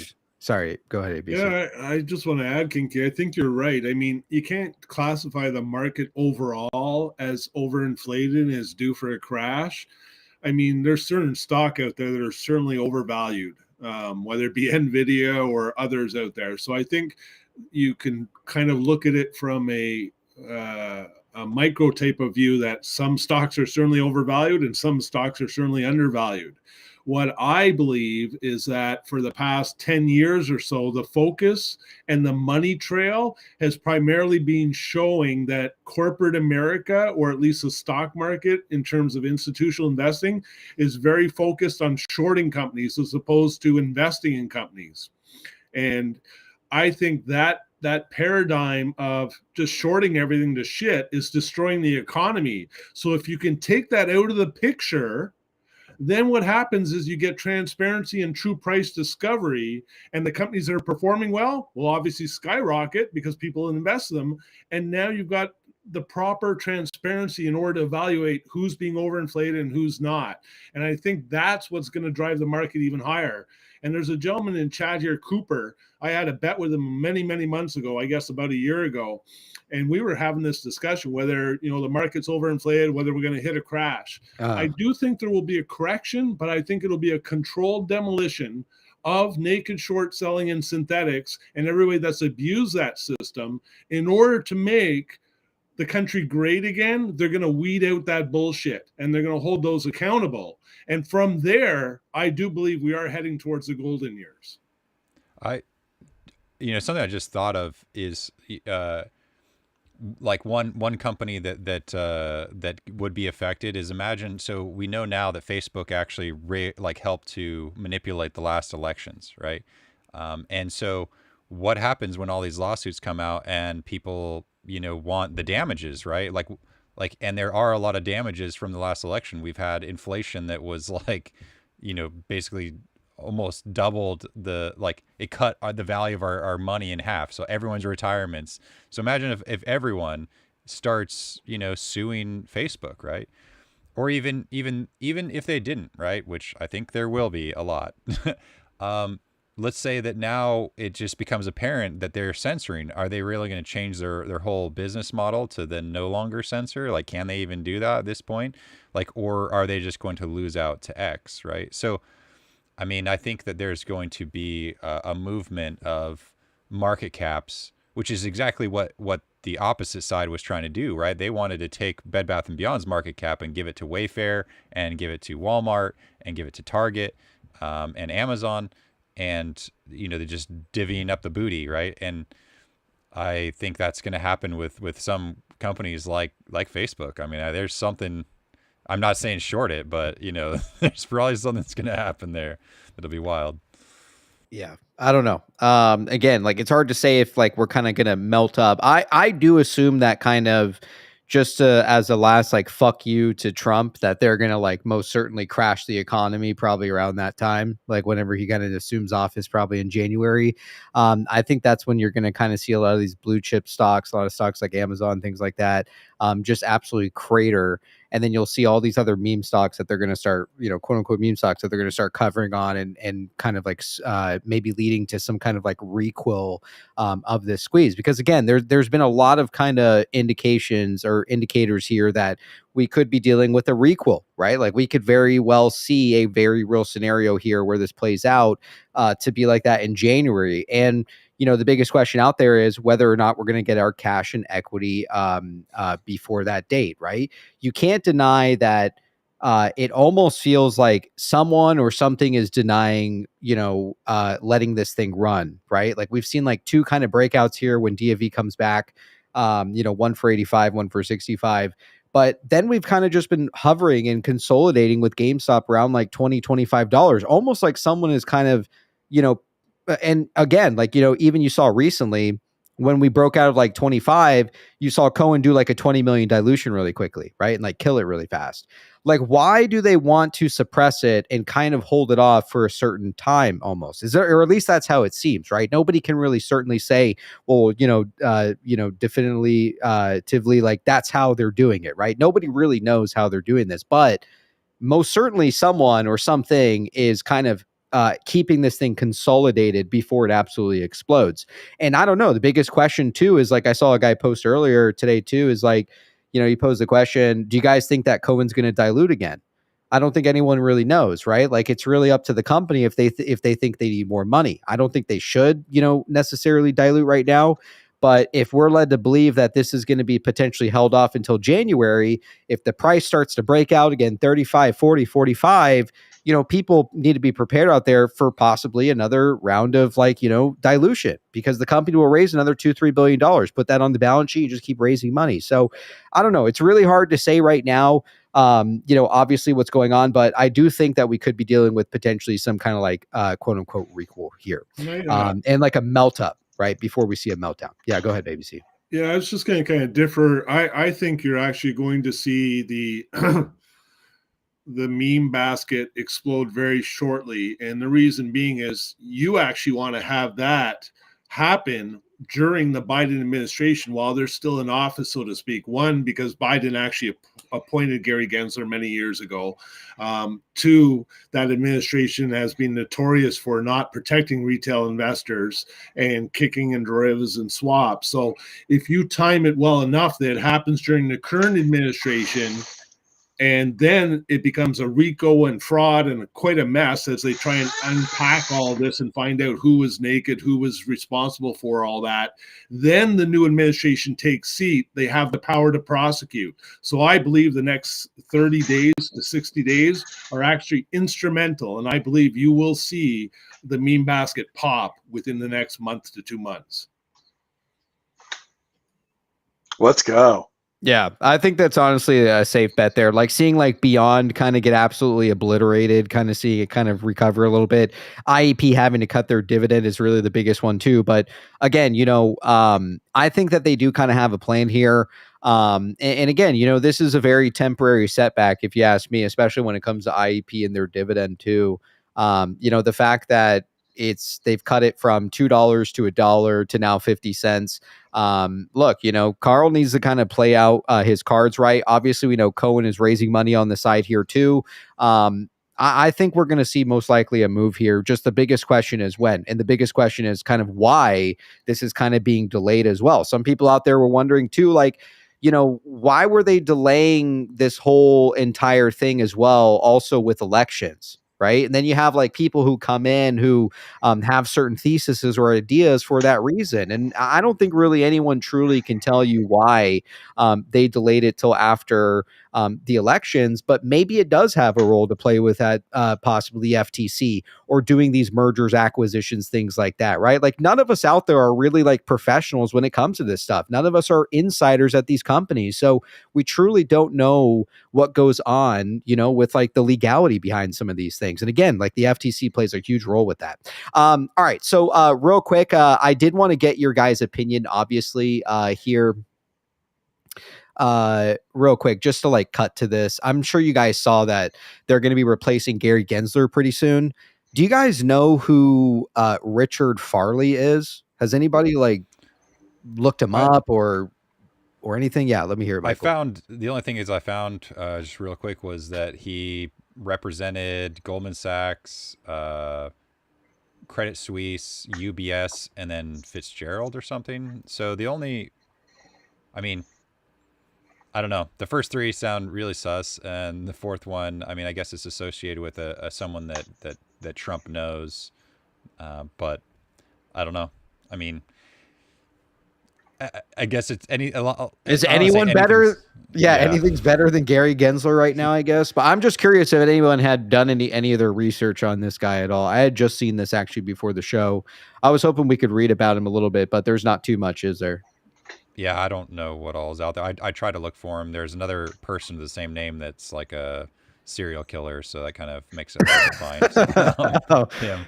Another thing similar is so Jerome Powell. Someone asked Jerome Powell recently, like today, like whether if Trump gets in office, if he asks Jerome Powell to step down, would he do it? And he said no. And they're like, well, you want to say what law you like protects you? And he's like, no. And so Ron Paul's like, well, there isn't a law that protects you because like the Federal Reserve is unconstitutional. And so I don't know, things are getting spicy. Mm-hmm. I think that's a war. I think that's a battle we're going to see play out here pretty soon. The United States government and the people versus the Federal Reserve, because there is nothing federal about the Federal Reserve. And there's no reserves either. Yeah, I think this is the phase. There's like three different Trump hats. There was like the MAGA, you know, and then the next one's dark MAGA, and then there was like golden MAGA. And so I think that we're in the dark MAGA where they're actually draining the swamp. Yeah, and the golden era can start. So real quick, I wanted to take our attention here to what Twofold kind of posted today as well. I'm going to save the majority of the docket for Monday for us to read through. It's 36 pages, but we'll cover some of the highlights here. I'm going to read through the docket over the weekend, probably post a little bit of stuff about it. I'm sure some people from the community will kind of take a closer look at it through the weekend, but we'll read it on Monday here. So real quick, just to hit the key points here from the amended complaint that we got filed against RC. Introduction, it says here, formerly known as Bed Bath & Beyond, Inc., which is DK Butterfly. Defendants Ryan Cohen and RC Ventures claim Bed Bath seeks to recover over $47 million in profits made by the defendant through transactions that violated Section 16B of the Securities Exchange Act of 1934.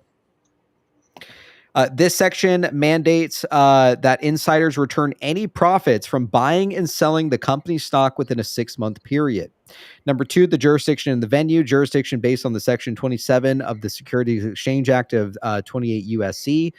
Venue, Southern District of New York, where the transactions were executed through brokers and market makers, including JP Morgan and Securities LLC. The parties, which is Bed Bath & Beyond, a New York corporation formerly headquartered in Union, New Jersey, and now in wind down following Chapter 11 bankruptcy. Defendant Ryan Cohen, a Canadian citizen residing in Florida who controlled RC Ventures. It goes on to say investment in Bed Bath & Beyond. The Cohen defendants began investing in Bed Bath in January of 2022, acquiring over 9.4 million shares. So it's basically just highlighting the stuff that we know. It goes on to say beneficial ownership. The Cohen defendants beneficially owned more than 10% of Bed Bath stock from March 1st, 2022 to August 16th of 2022. They go over the transactions, things like that. Now, the one thing that stood out to me when I was reading this is at the end is that they're calling for a jury now by trial, I guess. So I guess they kind of, they've been kind of going back for so long. But obviously you can see here they're trying to recover a lot of the short swing profits still from Cohen. And again, here's the deal. Reading this stuff, I happen to kind of breeze through it just a little bit. But here's the fucking deal, man, when it comes to this docket. The one thing I found very bizarre is that whenever they're kind of like Ryan Cohen could easily just pay this out, right? Wipe his hands clean of the issue. It's $47 million. It's not a lot of money really to like, and again, like I say that, it's not a lot of money, but again, he's like a billionaire at the end of the day. He could pay this and kind of walk away, right? Without having this like headache. I think the reason, and I thought about it really hard, and honestly, I think the reason why he's not paying this out is because he knows at the end of the day, he's not guilty because he's involved in this transaction, right? Like at the end of the day, something, wherever he places money, his bets came in, put these board members on the board, kind of like, structured this company like the way that he wanted to, whether that be a carve out or take over the shell or whatever it may be. He knows he's kind of set this up in a position for himself. And that's why I think he doesn't really want to pay this when he knows he's potentially involved here. What are your fellas' thoughts on this Hunter kind of docket that came out this evening? It seems like they do want to go to like a jury trial type of issue here. What are your guys' thoughts on this tonight? Would love to hear it. I'll go. I think it's all smoke and mirrors. I think this is actually very strategic for the plan man to look under every couch cushion to see if there's money to be able to be clawed back or claimed back.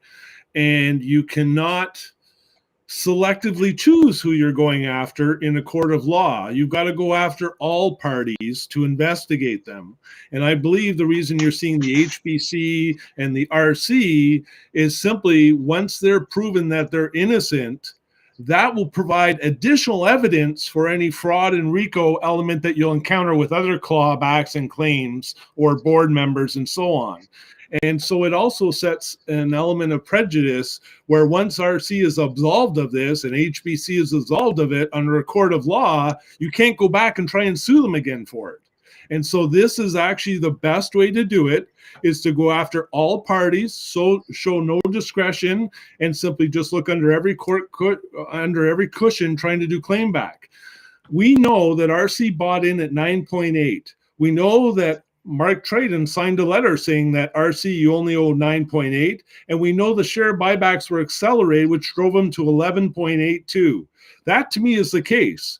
When I bought in, I was at 9.8. You signed off showing I was at 9.8. And now I'm getting charged with a 16B showing that I'm 11.82. It holds no merit. This case will be dismissed in my opinion. And that's why he's certainly not going to pay $47 million, because he was not guilty at all. He actually set them up in order to fuck around and find out. That's a great point, honestly. And again, like, this has been ongoing for so long here. It just kind of, like, I've always just kind of sat here and just wondered the same thing, like, why not just pay it out? But it kind of seems like he has kind of set this up in favor of himself here.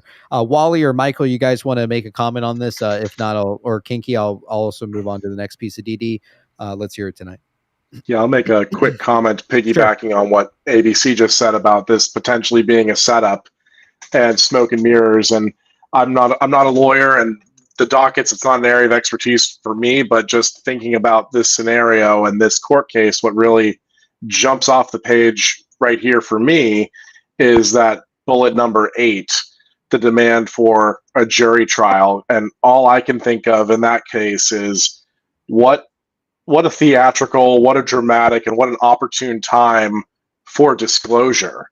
Imagine that this court case, this is one where RC actually shows up alongside his legal team. He's there in person and is there with a jury of his peers. And all of a sudden, he makes the argument for why he's not guilty in this case. Let's think about that for a second. Let's think about a lot of content that has been redacted in the bankruptcy up until this point being released to the public to tell the whole story of corporate malfeasance, of the collusion between the board of Bed Bath & Beyond and JP Morgan, about how in good faith he approached with real capital in an effort to save the company and was thwarted at least twice in his effort to do so.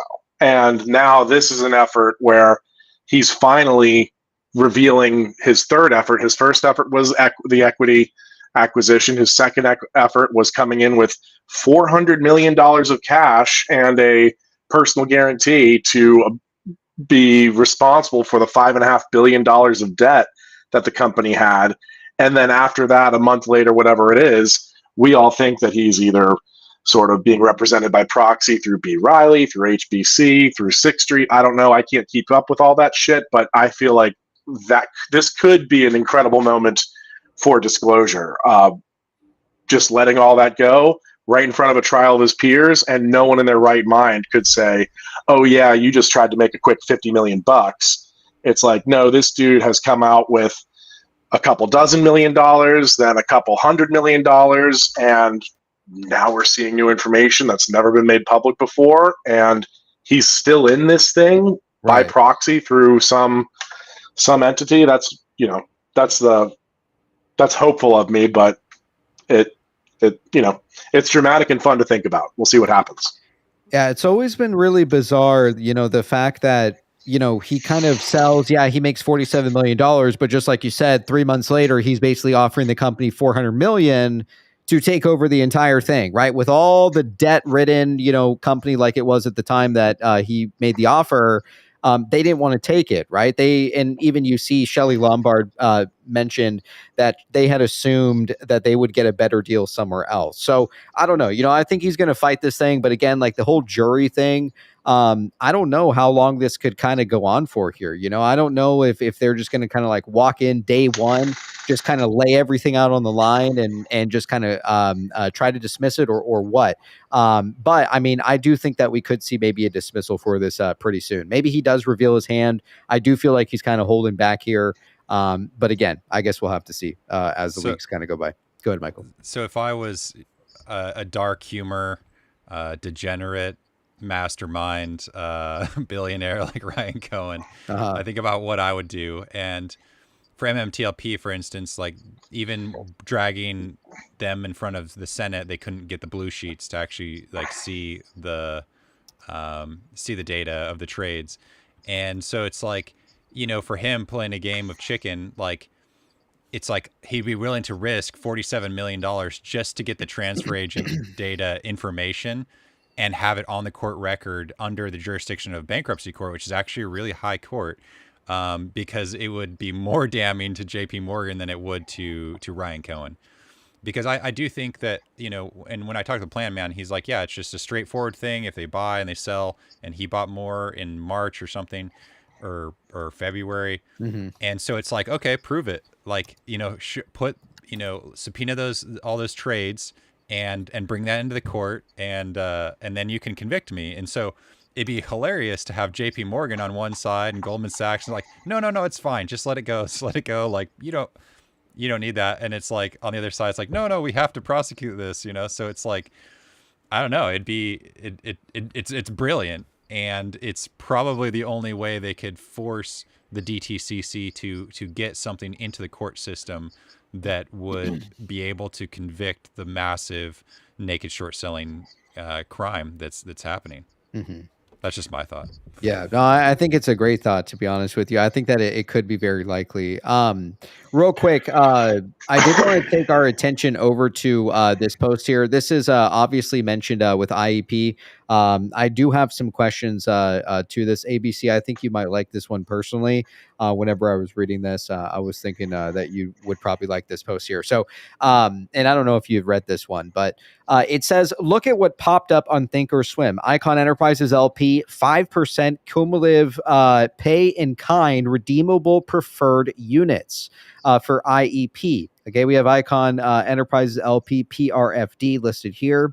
It goes on to say, on March 31st, 2010, Form 25 was filed. Trading was suspended, and all of these outstanding preferred units were redeemed at $10.50 per unit. But instead of cash, holders were compensated entirely in depository units representing limited partner interest in IEP. Okay, this was back in 2010, is what he's saying. On April 12th, 2010, the units were officially delisted and deregistered. No more burden of the SEC reporting private equity. Okay, this is it where it's listed here. Let me just show you guys this. Holy shit. Carl is a sneaky fucker, man. So look at this shit.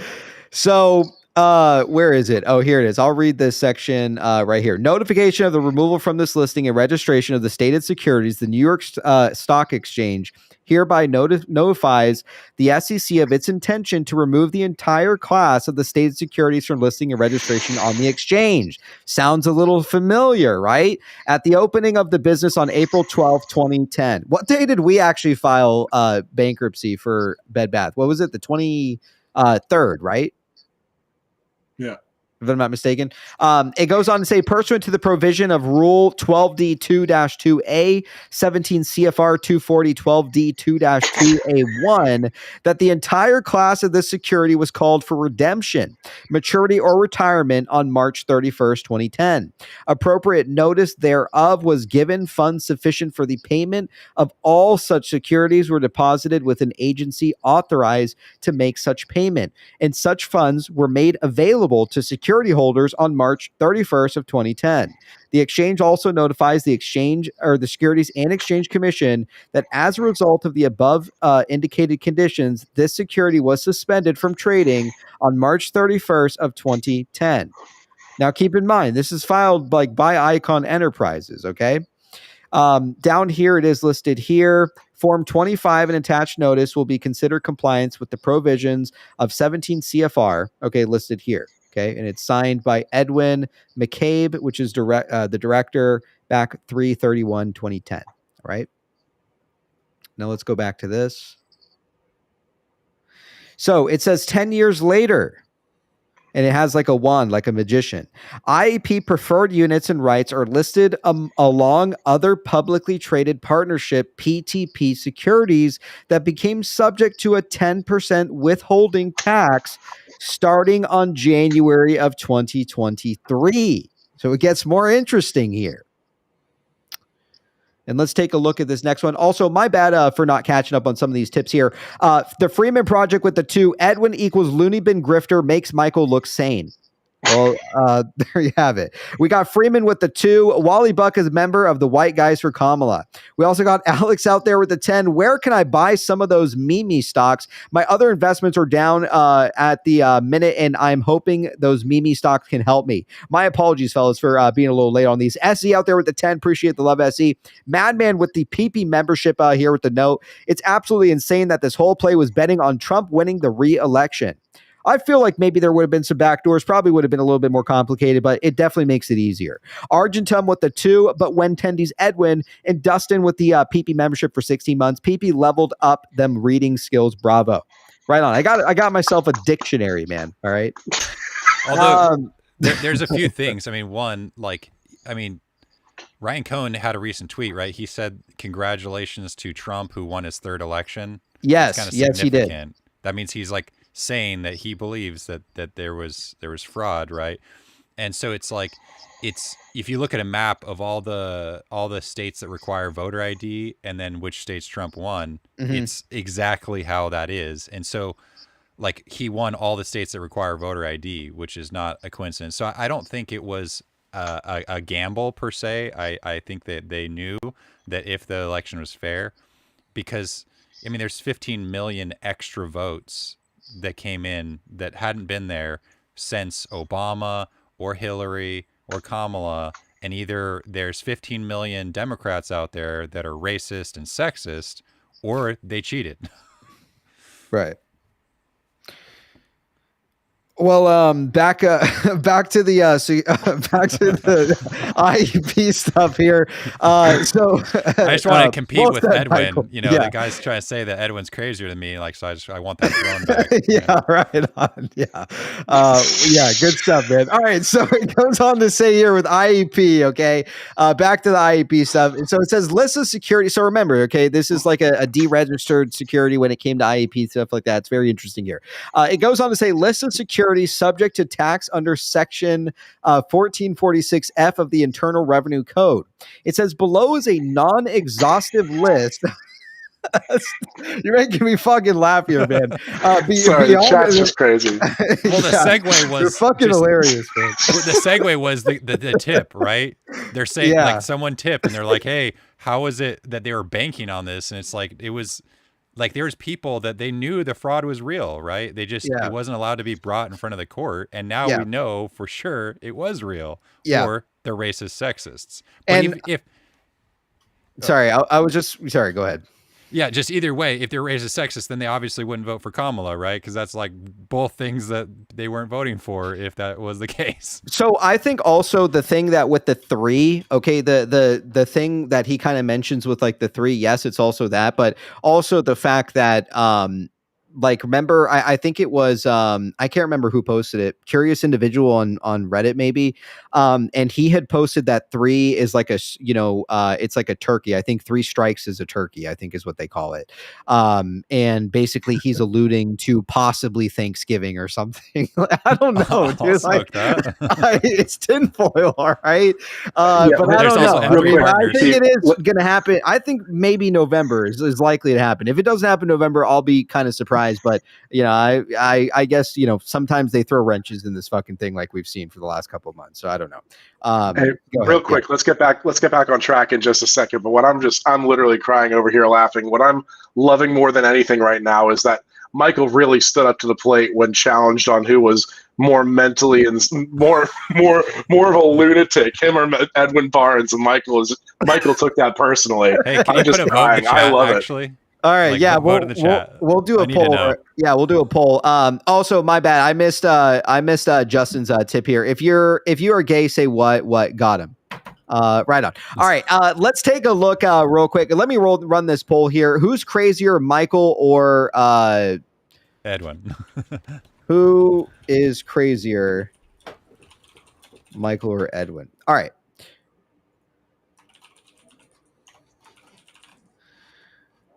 All right, let's get back to this real quick. All right, so it goes on to say list of securities here, okay?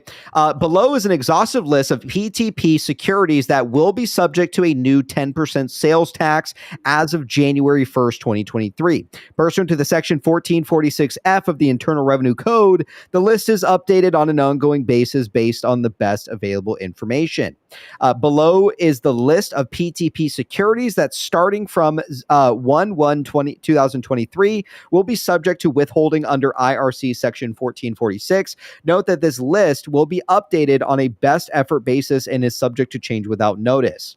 Okay, we do have here listed IEP, IEP PRCL, and we have IEP RR listed here.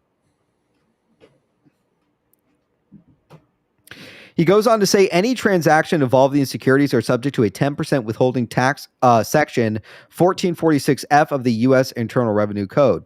When selling these units or receiving specific distributions, a 10% tax will be withheld to comply with the U.S. tax regulations.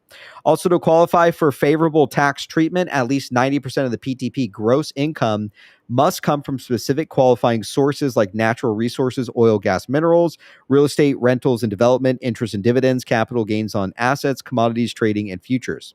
Teddy will take the liquid gold. Bobby will take the care of the rest. Have fun out there, Bobby. We're doing so great.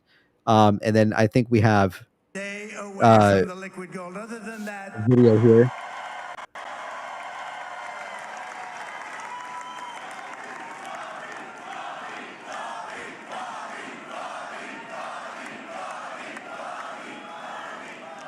and now he's a great guy, and he really means it. He wants to do some things, and we're going to let him go to it.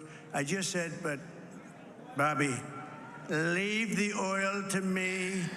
We have more liquid gold, oil and gas. We have more liquid gold than any country in the world, more than Saudi Arabia. We have more than Russia. Bobby, stay away from the liquid gold. Other than that, so there's a lot of like oil, right? Like this is the same thing that we're talking about with IEP, right? Like this is a good point. Why he dumped a lot of money into CVR. Nobody else can do. Nobody else is going to be able to do it. China doesn't have what we have. Nobody has what we have. But we have the greatest people also. Maybe that's the most important thing. This campaign. Everyone said Michael is more crazier than Edwin. In so many ways, we've built the biggest, the broadest, the most unified coalition. So basically has to do with oil, right? Same thing that like we saw with IEP, right? Like today, what they did was they obviously slashed the Sun Devil liquid gold equals Texas tea. Yeah, you're not wrong. But basically what we saw with IEP is basically they slashed the dividend in half, and now he's allocating a lot of money to oil. And again, I think this is kind of a smart position when it comes to IEP. I'm more interested in the fact that there's a history of basically seeing this kind of deregistration and then re-registering their kind of shares when it comes to IEP stuff like this, like they did 10 years ago. It is highly interesting here. And it kind of like makes me believe a little more that IEP for sure is going to show his hand first when it comes to this stuff. Because as you guys saw also, remember ABC, you made a 5K bet with Bill Pulte. And as we saw, Bill Pulte was giving away 5K to Bobby's. And you were actually one of them selected for the 1,000 as well that I noticed. So I don't know. I don't know if this is maybe like a hint at what's going to happen here, or if you had maybe thought about that, but would love to hear your guys' thoughts on this whole IEP thing, especially this with like the deregistration of the securities nearly 10 years ago. I mean, just in general, actually, they've for a long time they've manipulated the whole energy market, right? Like they do a random coup, or like a random like the hostage crisis in Iran, just so that they could inflate the value of oil and sell it on the black market. So, I mean, we're going to see like a renaissance in energy, right? When it's like all of a sudden the U.S. starts putting out some nuclear energy, all of a sudden we're drilling oil. We have like the U.S. has everything that any country could want. We have lithium mines, we have steel, we have it all. Whereas like every other country has to get one of those things from someone else. And so we could be as prosperous as we want to be, but for a long time we've purposely been held back because they're just doing their financial engineering shenanigans. Mm-hmm. So IEP is in a good spot with an energy company to be able to take advantage of that and do really well. I mean, I really think it could be big. I think that's the things that the shorts are never going to forget is when he has a huge, I mean, look at just like, I mean, who knows? The sky's the limit for how big that energy company could get, is what I'm saying. Yeah. No, and I think that he is kind of planning something that these guys will never forget. I mean, you know, the fact that he owns so much of his own corporation, things like that. ABC, what are your thoughts on kind of seeing this and then the connection there to Trump with talking about oil and stuff like that?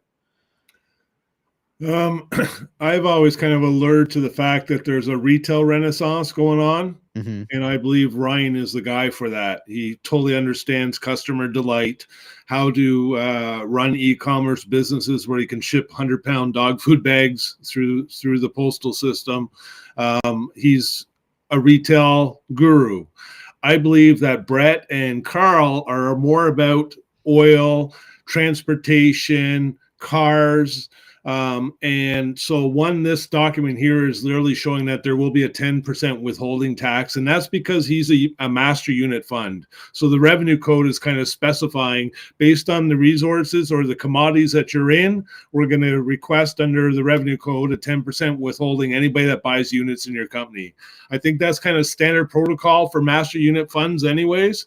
But so that's really what that shows. But overall IEP, I've always had that idea that the shell of DK Butterfly is extremely important in this play, simply because of the way they set it up. They set it up under something called Safe Harbor Law 147. So there's that number again. And really what that code allows you to do is to set up your entities all across the United States and get some tax savings, because if 80% of your revenue is driven through an omni-channel business and it's within the state, you pay less tax. So you're allowed a 20% margin for outside the state. Mm-hmm. And so Bed Bath & Beyond, their original corporation, 1971, was also set up that way. And so they mirrored that. And so what I'm suspecting is that somebody is going to come along and take the shell of Bed Bath & Beyond, which could be Teddy, a reverse merge into it, to create that shell corp that will become a holding company. Now we know that DK Butterfly, which has replaced Bed Bath & Beyond, is also unit-based. It's under Safe Harbor Law 147, so it fits that. And so I do believe that ICANN and IEP, so to speak, and Brett, they're really in charge of the oils, the transportation, shipping, and so a lot of the infrastructure, architecture that is required and logistics in order to get stuff shipped around through an e-commerce thing. Obviously, he's on to a lot bigger and better stuff too. Yeah. But saying is that I believe ICANN and Brett are really about the technology and the infrastructure, whereas I believe RC is more about the retail customer-centric play. And I believe there's quite a few other holding companies and people involved in this. To me, this isn't a mega corp, one big corp, but it's a synergy of literally hundreds of companies that have aligned through a partnership and share in the equity of each other, meaning that GameStop buys 10% of Chewy buys 10% of GameStop. So they co-invest in each other, and that's totally legal. You can actually buy equity in other companies out there as your portfolio. And so what I see is all these companies aligning, but each one has a special skill set. And what I mean by that is, for example, Brett is a technology wizard. I believe that Brett ICANN is going to have a lot to do with T0 and the back end stuff. That Ryan will be obviously the front end stuff for retail. So yes. All these people that they're partnering with have a skill set that kind of complete the entire puzzle. I do believe that IEP will act first. I don't believe GME is getting baby, guys. I've always kind of said that from the beginning. I believe GME has its own product and vertical and industry to go after. It's so niche oriented right now. He's got so much opportunity with trading cards, video games, esports. And so what I believe is that you're going to see Teddy come in, reverse merger into the shell, and then all these holding companies will be under Teddy. And so you will have a gaming vertical with GME. You'll have a Bye Bye Baby. You'll have Chewy, Pets. And so because RC's always kind of been on those three focuses, that's where I think he's going to be the customer-centric guru. But you still need all the infrastructure, the logistics, the data, the shipping, Flexport, and so on. So sorry, I'm rambling, man. But no. I is where I think he's more on an architecture level for this. No, I think it's likely, right? Like the fact that, ever since back in 2022, right around this time that this stuff was going on, not only with Dragonfly, but also with Newell, right? At the board of Newell, we did in fact see, his son step down, and we've never seen him again for 2 years, right? Nobody really questions enough besides ABC where Brett Icon's been at or what his hand is when it kind of comes to this stuff. And I do think that the Icons are in fact involved in this to some degree. Now, again, I kind of analyze this HBC deal. I do like to think that they most certainly, were some kind of proxy or they brokered some kind of deal on behalf of a third party.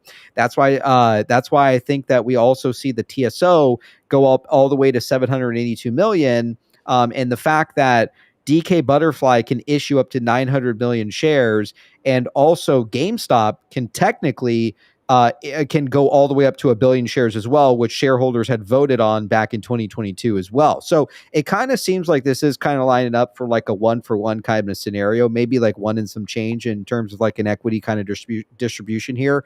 But I do like to, I know ABC, you said that, Ryan Cohen will essentially like get his baby at a later time. I want to take our attention to potentially what Bobby is saying here. Would love to get your guys' thoughts on this one. This was a really good post today that was actually highlighted here. Give me just 1 second to pull it up. So as we know, this is from the deposition stuff.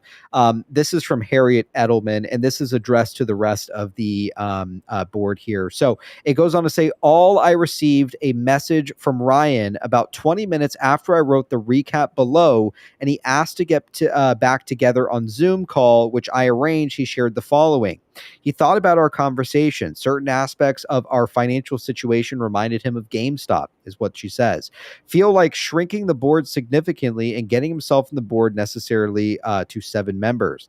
By shrinking the board, specifically me and Sue stay, Ben and Shelley and Rosemary, additionally RCV candidates added, RC Ventures would help. Asked whether I could even indicate tomorrow the possibility of adding RCV directors as well. I replied to the last point that it isn't going to happen tomorrow, but of course I will think about it and share with the board. I suggested we get enough tomorrow or get through tomorrow. He'll have the full information shared about the quarter and the company / the board's response, and is scheduled to talk to Sue in the late afternoon.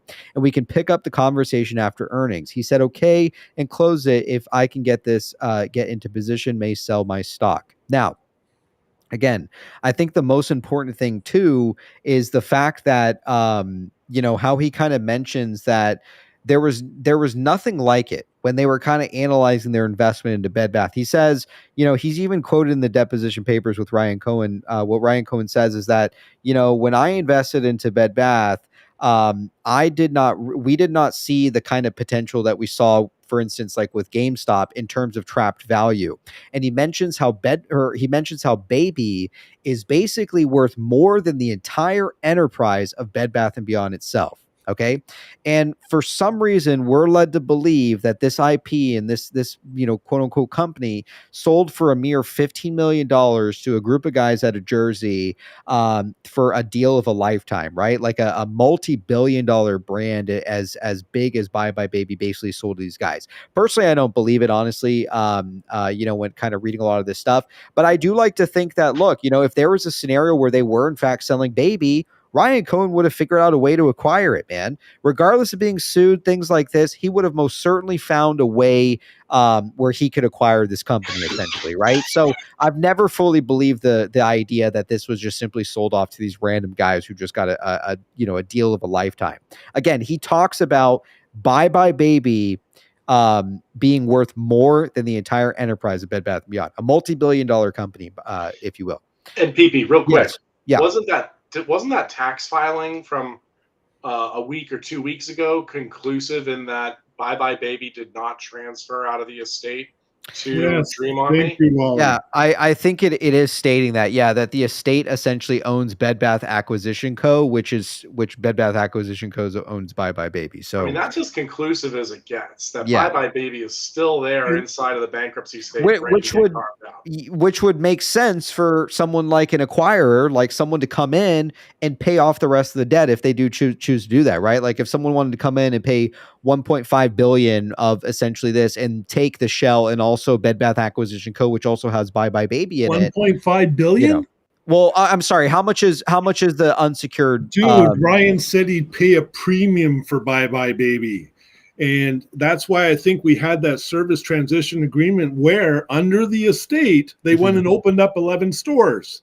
It looked like a private carve out, but it wasn't. It's still under the estate. This was all court ordered for those 11 stores to open up.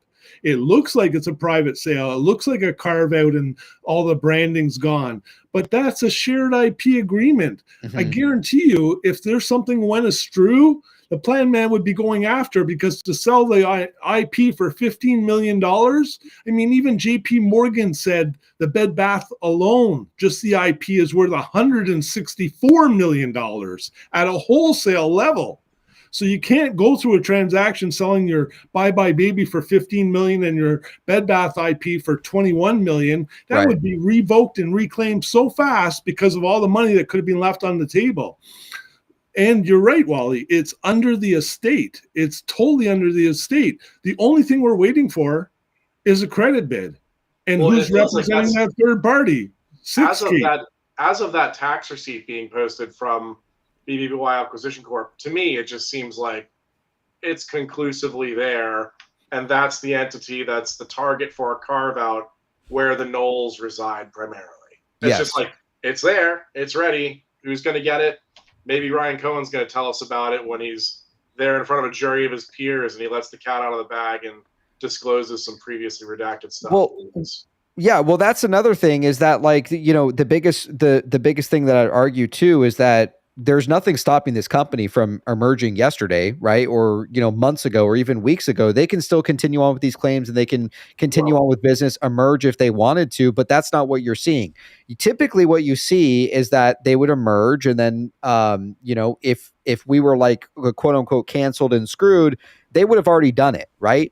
Something is being delayed here. There's a reason why they're kind of delaying this entire thing until the right moment where you're going to probably see an acquirer come in or you're going to see a credit bid. I mean, there's a multitude of ways that they could, in fact, pull this off.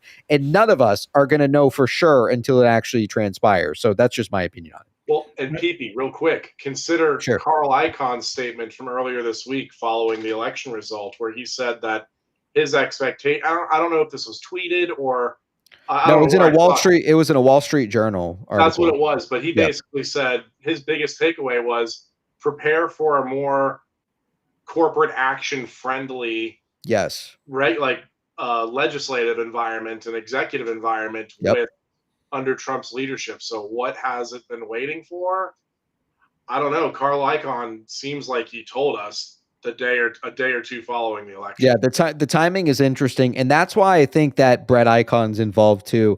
Like, these guys are all like playing their cards very slowly, and the moment we saw that this whole thing with Trump happened, nobody else out there found that really fucking coincidental that Carl Icahn just happens to be on a Wall Street Journal article talking about mergers and acquisitions. How it's now greenlit, essentially. These guys are all playing their fucking cards here, man. And that's why it's important that we need to be paying attention to all of these moves here. When Ryan Cohen signals, when DFV signals, when Icon signals, right? They're all signaling each other, especially Elon and stuff like that, right? So I don't know. I do find it highly, highly interesting, man. The timing of it. I mean, you can't really fucking deny it, man.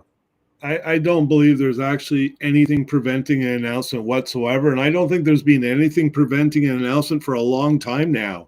I think the last issue that we had was when Jake was able to show that safety insurance still had a lien on bye-bye babies through the insurance. And once that was dealt with, and I think that was May of last year or whenever, that was really the only legal tie-in that stopped bye-bye baby from being prevented from being carved out or ready to go, so to speak.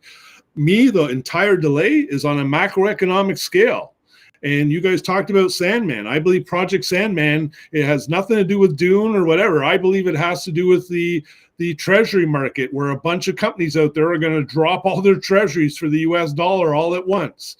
I believe the macroeconomic situation of Trump being president-elect now and taking seat in January, I believe the timing's now. I believe this was all delayed simply for the macroeconomics. And I believe we're now here. We're literally weeks away. And you're starting to see people like Carl speak up, saying the new presidency is going to increase mergers and acquisitions. This is a move to rebuild the United States of America through good business principles and practices, and to change the stock market for retail. Yeah. And I think we're here, man. I don't think there's any further delays. There's certainly nothing, in my opinion. Even, Michael, the gift cards, they're under an ADR resolution. It can be sold outside the court. That was one thing that the plan man did when he first kind of got in. He says, we're going to use Rule 1909 to basically any issue that's kind of stopping us from moving forward, we'll put it under ADR resolution so it doesn't affect us and we can deal with it outside of the bankruptcy. I don't believe there's one issue stopping us. I believe they will do the credit bid when it's perfectly timed. I think you'll find out about RC and a 16B. I think you'll find out about HBC. It'll all be at once. Boom, perfect timing. Why though? What's going to happen is the shit's going to blow up. And what'll end up happening there is when the tide goes out, you're going to see who's standing naked, and the new administration is going to unpack and cover all that and deal with those and prosecute them accordingly.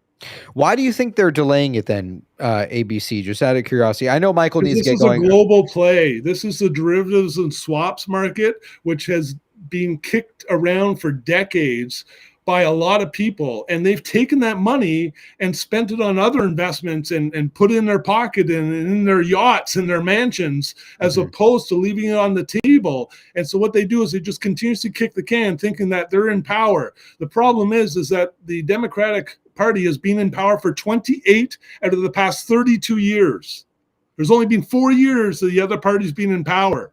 So what we've seen for 30 years, 32 years, is primarily the administration of one organization that has kicked the can, shorted shit, done all the nefarious activity to devalue the goddamn country itself. Yeah. I believe this new administration, its sole purpose is to re-strengthen the country, solve the transparency of the stock market, and because the timing is all now here and all the paperwork's done for Bye Bye Baby and all these baskets through DFV, who I believe was a sting operation. He showed up at a certain time with the CAT system named after him. I believe this has been a RICO and a sting operation for many, many years. They've got all the evidence, and it's all going to come out in the wash very, very soon. And unfortunately, they've warned them. They've given them many chances. Close your positions now. Close your positions now. Close your positions. It's like the elections. They gave him many warnings. If you cheat, you'll be charged with treason. If you cheat, you'll be charged with treason. They've done everything possible to give them the opportunity to escape, and they've chosen not to. And this new administration doesn't fuck around. Amen. Fucking A, ABC. Michael, I know you got to get going. Closing thoughts. Let's hear it. Yeah, I'll just continue on ABC's what he said is that I agree. I think that we are going to see some crackdowns, especially now that it's confirmed kind of like what the will of the people is, and I do think that we're going to see some people going to jail, lots of people potentially. Yeah, big time. And I think everything's lined up. I don't know if they. I mean, my guess is that they might need the hearing that's on like the 13th or whatever. And I don't know. I think that it's not a coincidence that we only have 2 hearings left. I don't think the last one needs to be addressed because I think the waterfall money just needs to be there, which means that needs to be triggered before that. So I think coincidentally, right, when the Teddy post about, when he first launched or first talked about Teddy was on November 19th. I think that 2-year delta is coming up, and that's when we're going to know about Teddy. And then Teddy makes Thanksgiving great again. I think that's when we're probably going to get paid. So I really think that. Yeah. Right on. All right. You heard it from Michael here tonight. Chat, let's get some love for Michael on his way out. Take care, Michael. We'll see you next time. See you, buddy. All right. We got one final thing to look at, and then we'll call it a night here. Real quick. We got Bella Sasquatch out there with the PP membership for 13 months. Appreciate your support, Bella. Used to be an agnostic pantheist. Now I believe God has an absolute plan, and we all going to be good soon. Corruption will be swept off the earth. Amen, Bella. Agreed. We got Madman out there with the 2. We need an Edwin and Michael Tin special. That'd be sick. We also got SB7 with the 2. Sitgo Michael IEP will rebet with CVR for Sitgo. Okay, interesting stuff, SB7. All right, real quick, final post here that we have tonight is this right here. I did want to address this because I do think that we are heading for, some people have mentioned tonight, like the golden era. Hold on, let me fix which screen is it? We're going towards the golden era of trading, right? Pretty soon, right? As we can see here, Donald Trump said there are fake, untrue, and probably illegal rumors and or statements made by perhaps market manipulators or short sellers that I am interested in selling shares of truth. Those rumors or statements are false. I have no intention of selling. I hereby request that the people who have set off these fake rumors or statements and who may have done so in the past be immediately investigated by appropriate authorities. I mean, this guy is calling for the investigation of market manipulators, short sellers, things like that. Truth is an important part of the historic win, and I deeply believe in it. Thank you for attention of this matter. Make America great again. And here's the deal. The moment he tweeted this shit today, okay, at 7:05 a.m., the fucking stock, okay, of DJT went up $5 throughout the day. So that is proof that these assholes out there are just greedy motherfuckers stealing from retail shareholders out here. They do it with GameStop. They do it with DJT. They do it with a multitude of stocks here where they kind of short them into the dirt, man. So the fact that we have an actual president now who's not going to be silent about it, who's going to go across and actually fight against these short sellers and these market makers, I think is fucking great. And especially it benefits again, like the position that we're in, because he's the president of the United States of a publicly traded stock. Okay. Also, so that's a very big deal, right? He kind of has a reason to go to the market and kind of correct these things. So again, I thought it was a fantastic post to read today, especially, a president who kind of wants to take action here. And also just last post here of the night. And then we'll start doing some closing thoughts here. We do have the legend, Mike Hands, with the Goosebumps tea. Short sellers, beware, you're in for a scare. So you better beware of Donald Trump and also Mike Hands. He's coming for you. All right, let's go ahead and get some closing thoughts here as we start to wrap up this evening. We'll take it over to Kinky Sex here tonight first. Kinky, let's hear it, man. What would you like the good people at home to know as we start to wrap up and we head into the weekend, my man? Let's hear it. Can I finish my closing thoughts with this chart here? Absolutely. Yeah. Let's take a look at it. Yeah. Mm-hmm. Go ahead. So this is the GameStop weekly chart, and I put a line here at 24.69, which is the closing price for June 28th, 2024. Mm-hmm. And you can see when I zoom out, first off, this closing price covers all price action, closing price action, all the way here to July 19th, right here. So this is the last time that we closed higher than what we closed today, was July 19th. And this is weekly. And then if you look back on this line here, you can see it's been a major resistance, right? And then it was support back here. Mm-hmm. And today we're closing above it for the weekly. Mm-hmm. So Monday, going into Monday and this week, I think we come up here towards $30. And what you think we're going to see? Just like you think we're going to see like a climb from there, pretty much, or what? I think this is a clear break. You think we'll see another cycle kind of play out here? Maybe, like we're like right here, just here. But I mean, unless negative news comes like for the market or something that like hammers this back down. But I mean, just closing here and covering all price action back to July 19th is very bullish. And just the fact that this price that I put has been like historical resistance for weeks. I mean, this is all the way back into 23. It says June of 23, and still it just keeps going all the way back to December of 22. And now we're above it. So wow. All right, right on. I guess game on then. Yeah. So it's going to be an explosive week next week. Just this trading view chart of GameStop, it's just the most ridiculously bullish technical setup. I mean, I'm no professional technical analyst, but it's just a bull flag inside of a bull flag inside of a bull flag inside of a bull flag on like every time frame. It's the most nutty. It's wild. Yeah. Well said. So, Kinky, anything else you want to add? All right, right on. Well, Kinky, enjoy the rest of the night. Enjoy the weekend. Chat. Let's get some love for Kinky on his way out. And Kinky, hope to see you next time, man. Take care. Let's take it over to Wally Buckman. Let's hear it tonight. Wally, what would you like good people at home to know? Real quick, just on the GameStop topic, did you see the link that I shared in sort of the backstage? No, I did not. If you want, did you want to a couple messages about James Rowland? James Rowland. Next link. Oh yes, yeah, James Rowland. Yeah, just want to pull that up real quick. I don't know. I don't have. Yeah, let me pull it up here. Hold on.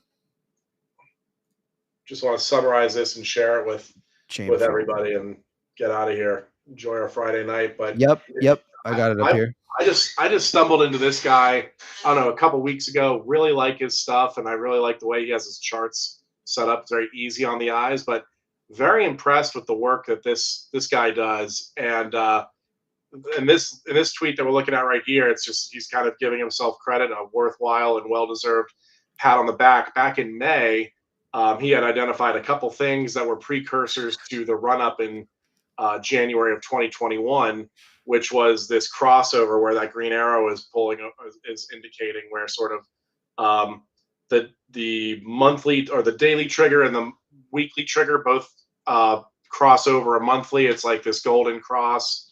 I don't understand I don't know exactly what the trigger mechanics are. It's trailing averages in some time frame, but he's got a lot of great content on his X post. But what happened is those trigger crossovers leading up to the January 2021 melt up, all the same crossovers that happened before then happened today with and the requirement was GameStop closing, I think, above 2350. And just if you've been looking at like the trading view chart, I use Weeble a lot on my mobile phone. Yeah. But just looking at, I mean, GameStop just looks and feels like a pressure cooker, man. Like big time. It's bleeding up like 12 cents a day. And if we look at, if we were to look at a chart, like we're seeing, we don't see it. You don't see a lot of consecutive weeks that end with a green candle. There's less than 10, I believe, in the past like 4 years. And we're building up to, I think this week we closed out either the second or third consecutive green week in a row. And we're doing it on volume that's going way down. So it really just feels like a pressure cooker where they can't keep the price down anymore. The volume is going nowhere. And if we see big volume show up, I'm very excited for what happens next. And I'm positioned for it personally myself, but I'm very wary of the potential for dilution. Shareholders we did vote for them to issue up to 1 billion shares. Yep. A couple of years back, we've got 460 million outstanding. And there's that old saying, fool me once, shame on you? Fool me twice, shame on me. We've been diluted once this summer. We've been diluted again. That hurt me personally a lot. Playing weeklies, it's a lot of fun, but when you get burned on a Friday morning, it sucks. It was brutal, but I think that's enough evidence to just be prepared for, like, if we see some crazy numbers, I don't know, pull up your Fibonacci's, do your own research, your own analysis, but I'm gonna protect myself a little bit. I want to keep as much shares as I can, but Lord knows you need some cash nowadays just to get by. Everything's so goddamn expensive. But I'll get out of here. All I wanted to say kind of in closing is I just love you guys. I've been listening to the show every night for fucking years. And I just like showing up. I don't have a ton of DD to contribute myself. I'm very busy with just my personal life, but sure. I just love showing up, spending time with you guys, reading the chat. You guys are brutal, but it's so much fun. And ABC, PP, you guys are, I feel like a lot of people here are in this show are some of the best friends and people that I want to spend time with more than anyone I've really met since, college, certain jobs in high school. I feel just very close to you guys in this community. I just love being here. So we're all going to get paid. It's all going to be okay. I'm sick of fucking waiting, and I don't think we have to wait much longer. So good to see you guys. I'm going to get out of here. Right on. All right. Well, you heard it from Wally Buck tonight. Wally, you're always welcome here at the show. Appreciate you again adding some input here tonight and some thoughts, man. So with that being said, chat, let's get some love for Wally on his way out. And Wally, enjoy the weekend, man. Hope to see you next time. Awesome. See you guys. And hey, if you haven't followed James Rowland on X, look him up over the weekend. You'll be super jacked going into Monday morning. I know. Right on. All right. You heard it from Wally tonight. Wally, enjoy the weekend. We'll see you next time, man. See you, boys. All right, we'll take it over to ABC. ABC, what would you like the good people at home to know, man, as we start to wrap up this evening, man? We head into the weekend. What are your thoughts, man? I mean, kind of seeing everything play out real time. I mean, we could be just a few weeks away from something kind of erupting here. We're seeing something kind of transpire here. And the biggest question is with this docket that we're seeing where Hunter wants to kind of go by, a trial, right, with like a jury. This could be a way to force Cohen's hand potentially. So, ABC, with that being said, what would you like the good people at home to know as we head into the weekend, my man? Closing thoughts. You're muted. Let me unmute you. There you go. You're good. Awesome. Yeah, it's been a wild ride, man. It's been a long ride. I certainly thought this would have been over a while ago. But good things take time, growing a garden. You can't rush the sun. You can't rush the rain, right? Correct. You gotta wait till the harvest season. Yes. Well, corn is harvested already, so we're there. I do think, just based on looking at what Wally was just talking about James Rowland's post, just looking at some of the charts, looking at Chewy, looking at costs, looking at Newell, looking at IEP, looking at DJT, I almost feel that what's happened over the past 6 months is a lot of pressure is being added to other stocks in the basket. And I almost feel that we're now at that tipping point where if GME starts to rip, I have a feeling they don't really have the leverage or the ability to hedge like they used to. And I give you the example of the Chewy deal where we saw DFE buy into Chewy, the 4 million or 4.6 million or 9 million shares. I almost feel that timing is everything. And what he was doing was forcing the shorts and the market makers to play a little bit of internalizing, meaning that we can't handle this right now. We have no shares. There's not enough liquidity. Let's wrap these things up in some derivatives and swaps. And what ends up happening is you end up using a lot of your ammunition because you're going to go and tuck it in a contract off on the side. Well, the problem being is if you tuck in all these resources into these different swaps out there, and then GME does start to rip just by internal pressure and its time and the algo and the short position, and retail starting to get involved a little bit more, that thing starts to go. And I think that's what you're seeing right now. The problem is I don't think they're going to have the ability to hedge with a lot of the other stocks that they've commonly done it with. That's what I think too. Yeah. If that be the case, you might see 5 or 6 fires erupt in the next week or two, and they're going to have a tough time putting it out. And I think this was all strategic with purpose, time, and pressure, and then announce at the exact time that it will suit you best. And I'm not saying in any way that RC or Carl or any is forcing a short squeeze. They have nothing to do with a short squeeze. They are simply building businesses.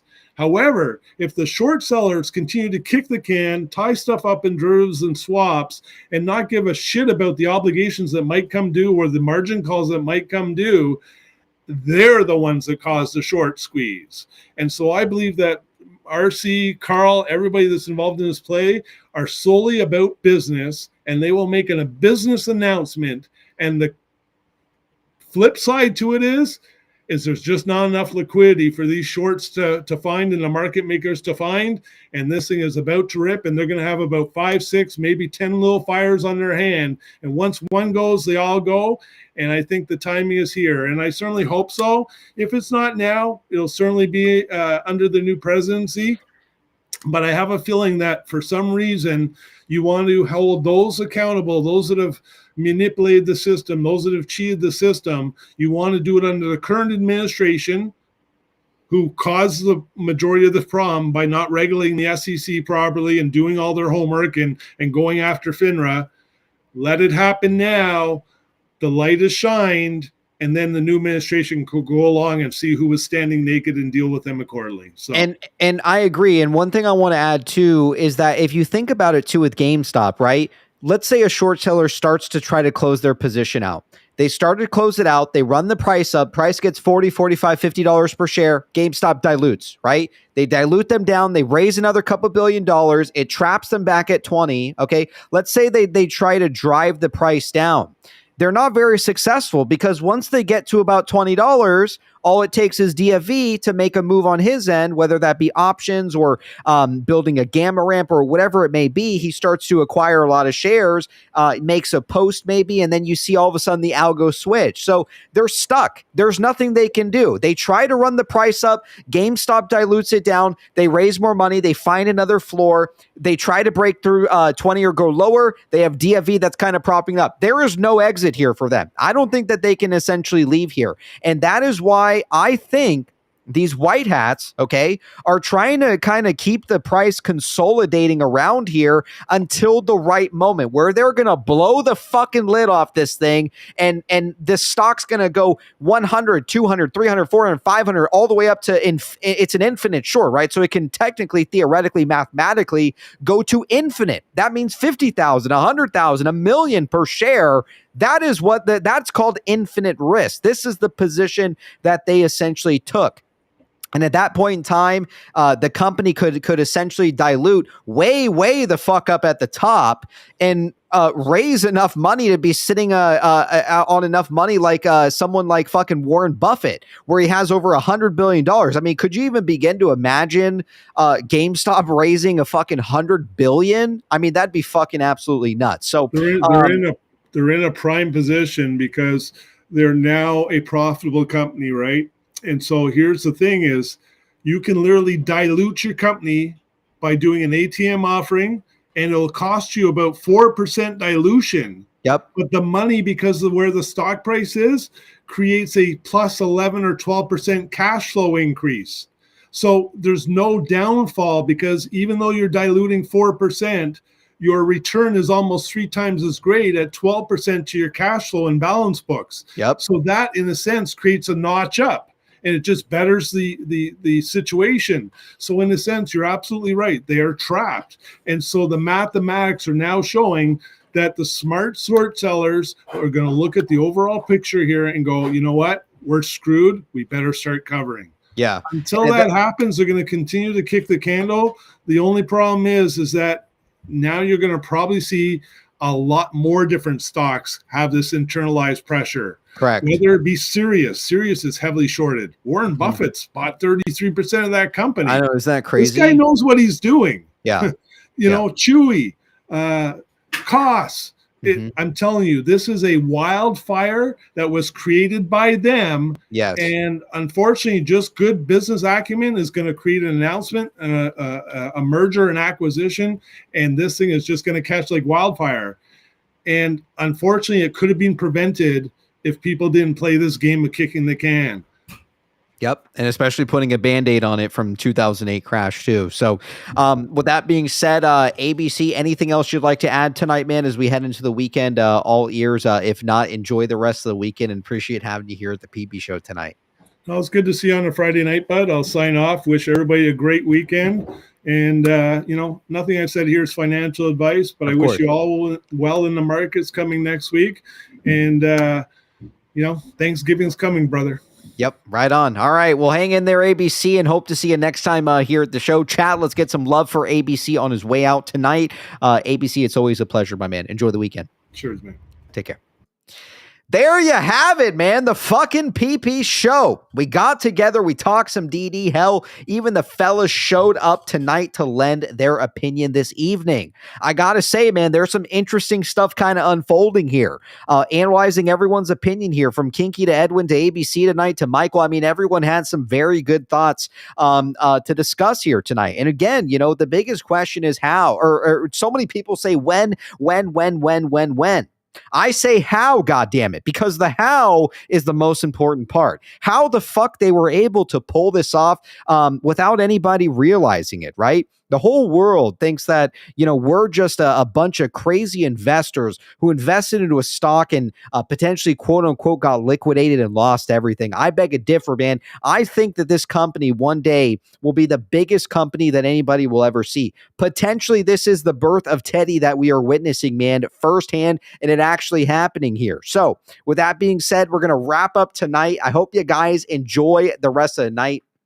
Appreciate you guys tuning in tonight here on a Friday night with us here at the PP Show. So with that being said, we're going to wrap up the show there. Enjoy the rest of the night. Enjoy the weekend, man. And again, we'll get together again on Monday to discuss all things related to the stocks that we love, man. So we'll leave you guys off with a dildo slap on the way out. Appreciate you guys tuning in tonight. Enjoy the dildo slap on the way out. And we'll see you guys on Monday. Hang in there, fellas. Something most certainly is fucking coming here. So with that being said, enjoy the dildo slap. We'll see you guys on Monday. Love you all. Peace.